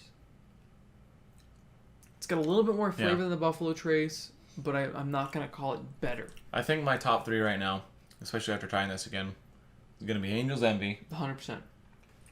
Woodford Reserve, Elijah Craig. You think? Yeah. You like Woodford Reserve more than Elijah Craig? I think because I think I'm more of a fan of the spice. Gotcha. Not because Elijah Craig's bad, but because of it's a little too sweet for me. I like that punch of flavor is a little bit too much. I like the caramel. I love it. I love caramel too. Like it's so good. You're the caramel man. That's why I'm surprised that Elijah Craig is not beating Woodford Reserve. It's just when I drink a whiskey, I like the burn. Which is weird, right? It has the burn. It's got that 47%. But it doesn't have the same spice forward and spice after that the Woodford Reserve. The spice after, like the Woodford Reserve, when you breathe out after you drink it, you still feel it. With the Elijah Craig, you don't. That's amazing because it's got 2% more alcohol, or 1.5% more alcohol or 1.8% more alcohol than the Woodford Reserve. Because remember when we tried the Woodford Reserve earlier in this podcast? Yes. We felt like we had like the flames coming out of our nose. Mm-hmm. I don't feel that with the Elijah Craig. However, you have been drinking. That's the thing. Fuck. Whiskeys will change their flavor depending on what you've had before them. You have now had too many. 1, 2, 3, 4 whiskeys and a beer before the Elijah Craig. 5 whiskeys. Before the Elijah Craig. Before the Elijah Craig, yeah. So you have gotten used to the alcohol burn. Fair enough. So I feel like if you had the Elijah Craig before the Woodford Reserve. So to be fair, I think I'm going to say Angel's Envy, then tied to is Woodford Reserve and Elijah Buffalo. Craig. Yeah, so those are tied for second, and then Buffalo, Trace yeah. Because Oregon Spirit was okay, and then the Monkey Shoulder was definitely worse than the Oregon Spirit, in my opinion. Really? Yeah. Oh, I like the Monkey Shoulder more. I wasn't impressed with it yesterday, and I think that's probably because I tried... I think with the Angel's Envy first, that kind of ruined everything else. That ruined everything else for the night. Yeah. Monkey Shoulder was my first whiskey, so I have a little bit of a... Yeah. That's the problem. We tried the Angel's Envy first. Yeah, we need to go... That's the crazy thing about whiskey. What we need to do is try one whiskey and write down all of our thoughts and rate it, and then come back a week later. Oh, so a week? Well, so we forget what we wrote down. Okay. Right? And then write down the next one. Monkey Shoulder, I'm always just going to say cream. It's just cream. But like, then we rate it like out of a number, right? Oh, okay. So that way we forget we rated the other ones, so we can directly compare them, and then look back at our notes. I don't think I'm going to forget. Monkey Shoulder is like... I like Monkey Shoulder a lot. Well, okay. I think you just need to try it again, because the thing is Monkey Shoulder is a Scotch, whereas Angel's Envy is a bourbon. Mm-hmm. So... And like I said, you had Angel's Envy first, and Angel's Envy is a lot more complex. Right. So then going to the basic... Whereas Monkey Shoulder is a more basic, cream... just friendly Scotch whiskey. Whereas Angel's Envy, like, I feel like you need a little bit of the experience going in. Like, I would not recommend people go in and just buy an Angel's Envy and make that their first whiskey. Right. I would recommend they try something else first to ease themselves into it. I'd recommend Elijah Craig as a starter. You think so? As a starter? That's pretty punchy. Okay, how about this? Maker's Mark into Elijah Craig into Angel's Envy. Yes. Yes. I think that is perfect. That is exactly perfect. Real quick, I was like, what the fuck am I grabbing? Oh, yeah. What we need to try soon, though. What you got? Oh, you got Jameson, Castmates. Oh, I forgot you had that. Yeah, I forgot about it, too. It wasn't on your thing. Jameson Irish Whiskey Caskmates. Now, this... Stout edition. This was the second whiskey that I tried. Ooh, I love the smell of this Elijah Craig.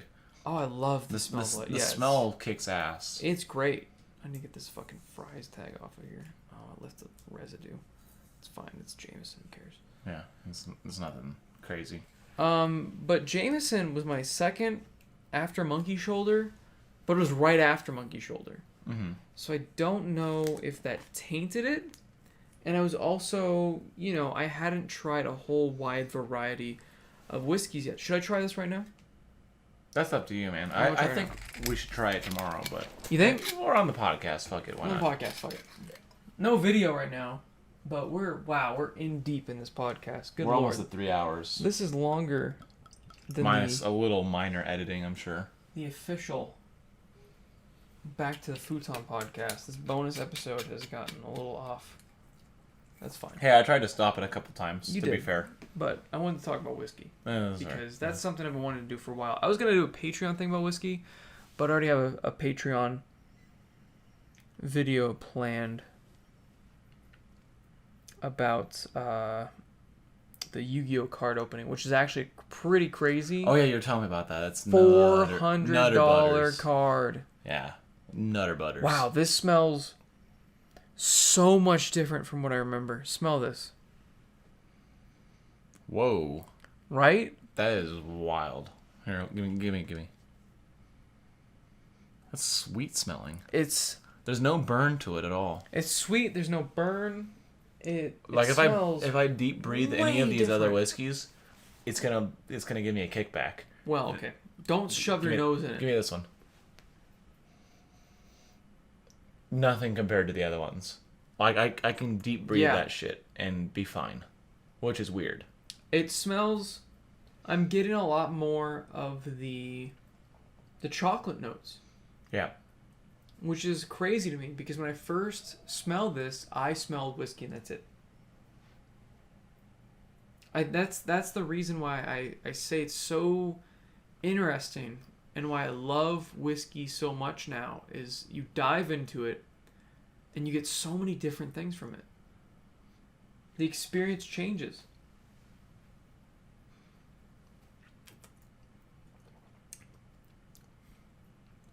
Wow. That tastes so much different from what I remember. I'll try it tomorrow. Oh my god. I will try it tomorrow. Because, like you said, oh my god. Really good? Yes. That tastes completely different from when I first had it. Holy shit. That's crazy. When I first had this, I was really bummed out because they were talking about it in the whiskey vault. And they talk about the placebo effect. They talk about how if somebody is going to tell you, hey, this tastes like something, you're more likely to taste it. Mm-hmm. I thought I was going to have that with this. And I didn't when I first had it. I did not taste the chocolate. I did not taste the sweetness. I didn't taste any of that. I just tasted alcohol. That's it. It was just awful. And now that I'm tasting it, you get the sweetness and then it just lingers with this these really bitter chocolate notes, and I fucking love it. I know I feel like as we're describing these whiskeys it sounds super pretentious. Mm-hmm. I'm really not trying to. I'm just trying to describe what I'm tasting here, and it's crazy to me the different flavors you get from these. Wow. That tastes completely different from when I first had it. When I first had it, I hated it. I was really upset. I thought I'd wasted... I think this was like $27. I thought I had wasted all that money, and I was like, I'm not going to get any use out of this. It's just going to sit on my shelf, and I'm going to try to make some sort of drink out of it. But now that I'm having it again, this is really good. Do you want to try a little bit? I'm okay for now. I think I've reached my point where I'm not going to do any more alcohol tonight. Okay. No offense to you or to your alcohol. Wow. This has just completely changed. That's phenomenal. Wow. That's so strange. Cool. I'm just happy that actually does taste different. I wasn't going to try it tonight, but I'm glad I did. It's so strange to me that they recommend Jameson as being one of like the first things to dive into.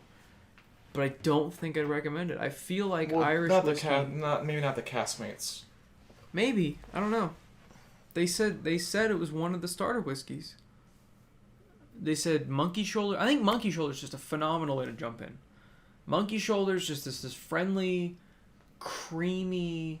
It's a little monkey on your shoulder. It's a little monkey on your shoulder. Yeah, it's nothing. It's only named after a horrible condition you get after making whiskey. Wait, really? Yeah. Oh. It's this, like... Monkey Shoulder is when, like, your shoulder gets really fucked up from having to constantly, like, turn the grains when making whiskey. Oh. That's funny. Yeah. But it's just this, like, it's more of a simple whiskey. It's just creamy. It's got the alcohol burn, but it's delicious. And it just kind of gets your feet a little wet. And then you can jump into the bourbons. You can jump into the Angel's Envy after that. If you want to go to the bourbon route, like you said, starting with Maker's Mark is not a bad way to start. Yeah. Maker's Mark, what'd you say? Like Elijah Craig. Maker's Mark, Elijah Craig, Angel's Envy. Elijah Craig or Buffalo Trace, I feel like is a great second whiskey. And then Angel's Envy is a phenomenal third. Angel's Envy or Woodford even. Woodford is good too. Woodford was nice. I'm glad I bought that today. Yeah, I'm not completely regretting the Oregon, but I am a little bit. I wish I'd also just bought another Woodford. Yeah, because like I bought the Elijah Craig. I'm like, would it be crazy to buy both? I'm like, probably, but I'm gonna buy Elijah Craig eventually anyway, so I'll just buy it. Yeah, Good call. That was a good call. I'm happy I did. Good shit, man. You know, I'm also kind of happy, though, that I found a whiskey I'm not a complete fan of. Because the rest I am.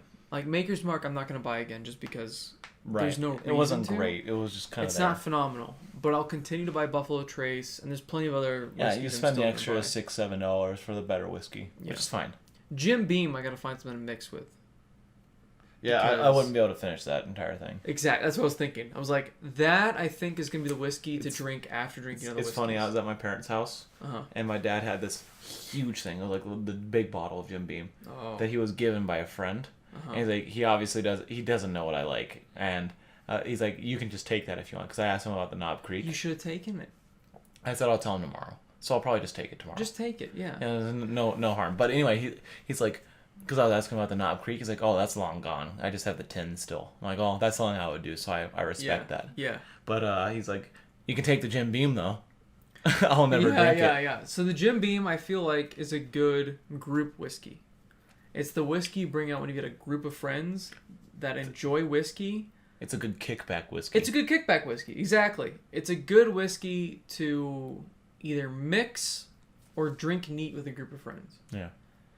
It's the whiskey that I'm not gonna like, I'll start with something else. I'll start with like an Elijah Craig, or I'll even start with the Oregon. The Oregon wasn't bad, but then the second glass is gonna be Jim Beam. Yeah. And the rest of the night is gonna be Jim Beam. Because you're gonna be drinking and you're not gonna be really thinking about what you're drinking, and you're not gonna be sitting there wondering what notes you're tasting, like we've been doing. We've been sitting here really thinking about what we're tasting. We made this podcast about the whiskey near the end. Whereas when you're in a party, you're gonna be having conversations, you're gonna be drinking, Yeah, it's you're gonna be a buzzed. little bit. Jim Beam doesn't taste bad. It tastes like vanilla, and that's it.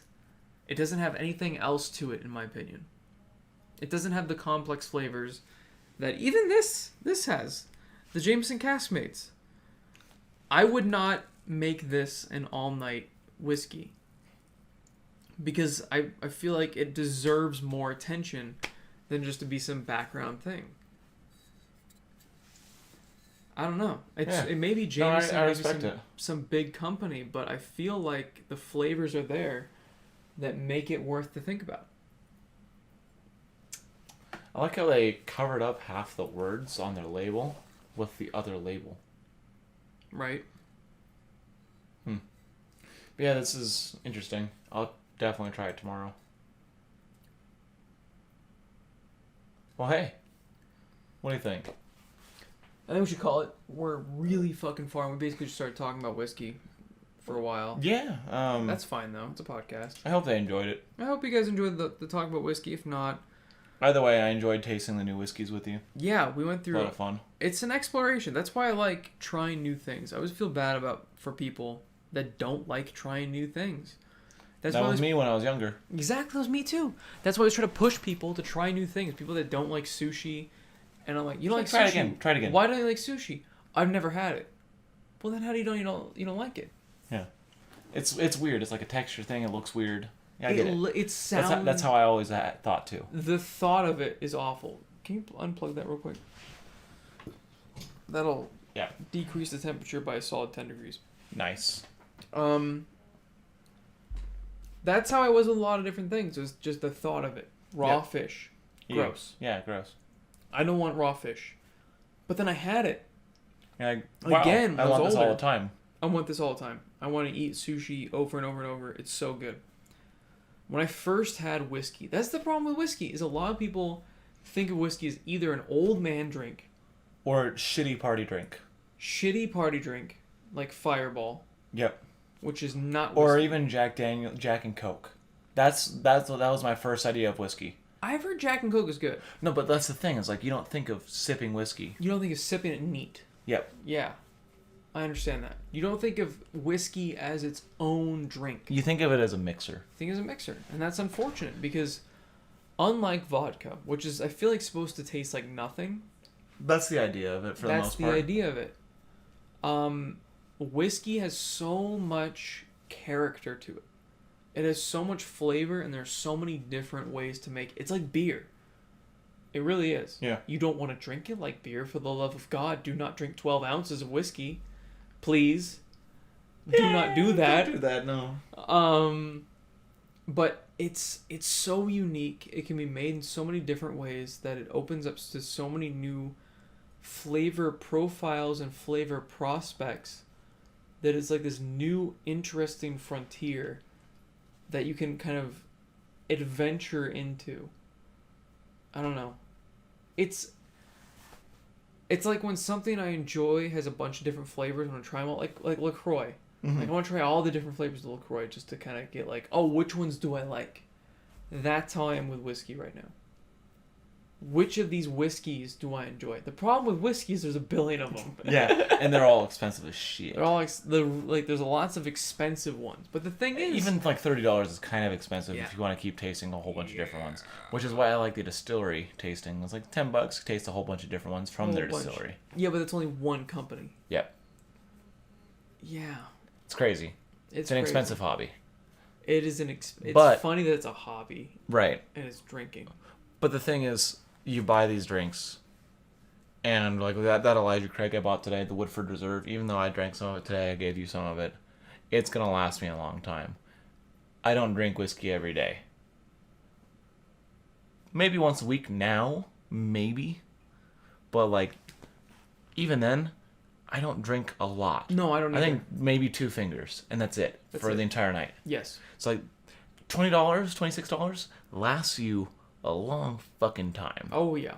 So the difference is being able to taste it all, very expensive. Being able to drink it and find something you like, it's actually pretty cheap. That's the problem with me, is like I just kind of jump in. Like I'll dip a toe and then I'll immediately just fall in the pool. Yep. Like, I'll go, oh, that's not bad. Ooh, and I'll immediately fall in the pool, and I'll wake up, and I'll have like a billion different types of whatever I've gotten into. If you stop buying whiskey right now, you'd probably be set for a year and a half at least. Oh, yeah. At least. Unless I keep, having you over, and we just keep drinking my whiskey. I mean, even then. Yeah, that's true. I mean, I've had that. It's funny. I've had that Buffalo Trace, and I've drank from it like 4 or 5 times, but it doesn't look like I've made a dent. Exactly. It's crazy. Doesn't take much to make you enjoy a night of just sipping whiskey. Whereas Maker's Mark, I don't know. I guess I've put a pretty big dent in that because I poured it for myself, and I poured it for Adam, and I poured it for like 3 other people. Right, because it's something you just share with people. Because it was $20. I was like, whatever. I shared the Buffalo Trace with my roommates only because I was christening my new Glencairn glasses. I shared it with your roommates because I had just arrived, and I was like, you guys are cool with me chilling here and sleeping here. If you guys want to make old fashions for me and yourselves, go for it. Plus, they were showing me how to make an old fashioned. That was pretty dope. Yeah. Have they done that for you yet? No, but I've seen them drinking it while I was there. The cherries, those maraschino cherries, like the real ones, the legitimate ones from Italy, are fucking amazing. I hate maraschino cherries. They taste like crap. They're awful. Whenever I get it on top of my Sonic thing, I throw it out the window, or I throw it in the trash can. Right. I don't like them. Or I give it to Shania if she's here, or I give it to you, or whoever likes the cherries. I don't really like them. I eat it because it's there. It's terrible. I don't like them. I like regular cherries. Those are good. Like Bing cherries, I think, are good. And then there's a couple other cherries that have like the seeds inside that are good. Mm-hmm. But maraschino ones I hate most of the time. But these ones that they get from Italy, there's like this texture that's so good and this flavor that's just amazing. It's like got like a kind of a crispy outside shell to it. I don't know how to describe it. Really good. Really expensive. But mixed in with that old fashioned and eating it after you've drank all the drink and it's soaked in the whiskey and the simple syrup and the orange juice and everything else. Oh, it's so good. It's so good. Anyway. Yep. Let's end it here. Yeah, I'm tired, boy. It's late. Thank you for listening / watching the bonus podcast episode. The accidental podcast. Do you still want to shoot the... Not tonight. Oh, no, not tonight. Fuck no. In the morning. Okay. We'll have a whiskey... We'll have a breakfast whiskey. Well, I don't know about that, but we'll do something. But yeah, thanks for listening to the accidental podcast. The thing Indeed. that wasn't expected. It's supposed to be a College Chronicles. You guys asked for it. The College Chronicles podcast. That turned into a whiskey. Yeah, I don't know how you're going to name this one. I don't know either. It's going to be a nightmare. Just call it the accidental podcast, and in the description say we talk about a variety of things. There you go. That's a good idea. Yeah. College and whiskey. The accidental podcast. College and whiskey. I like that. The accidental podcast. Yeah. Anyway, have a fantastic night, day, whatever it is. I miss you. And hopefully I'll be back soon. Yeah, thanks for watching. Peace.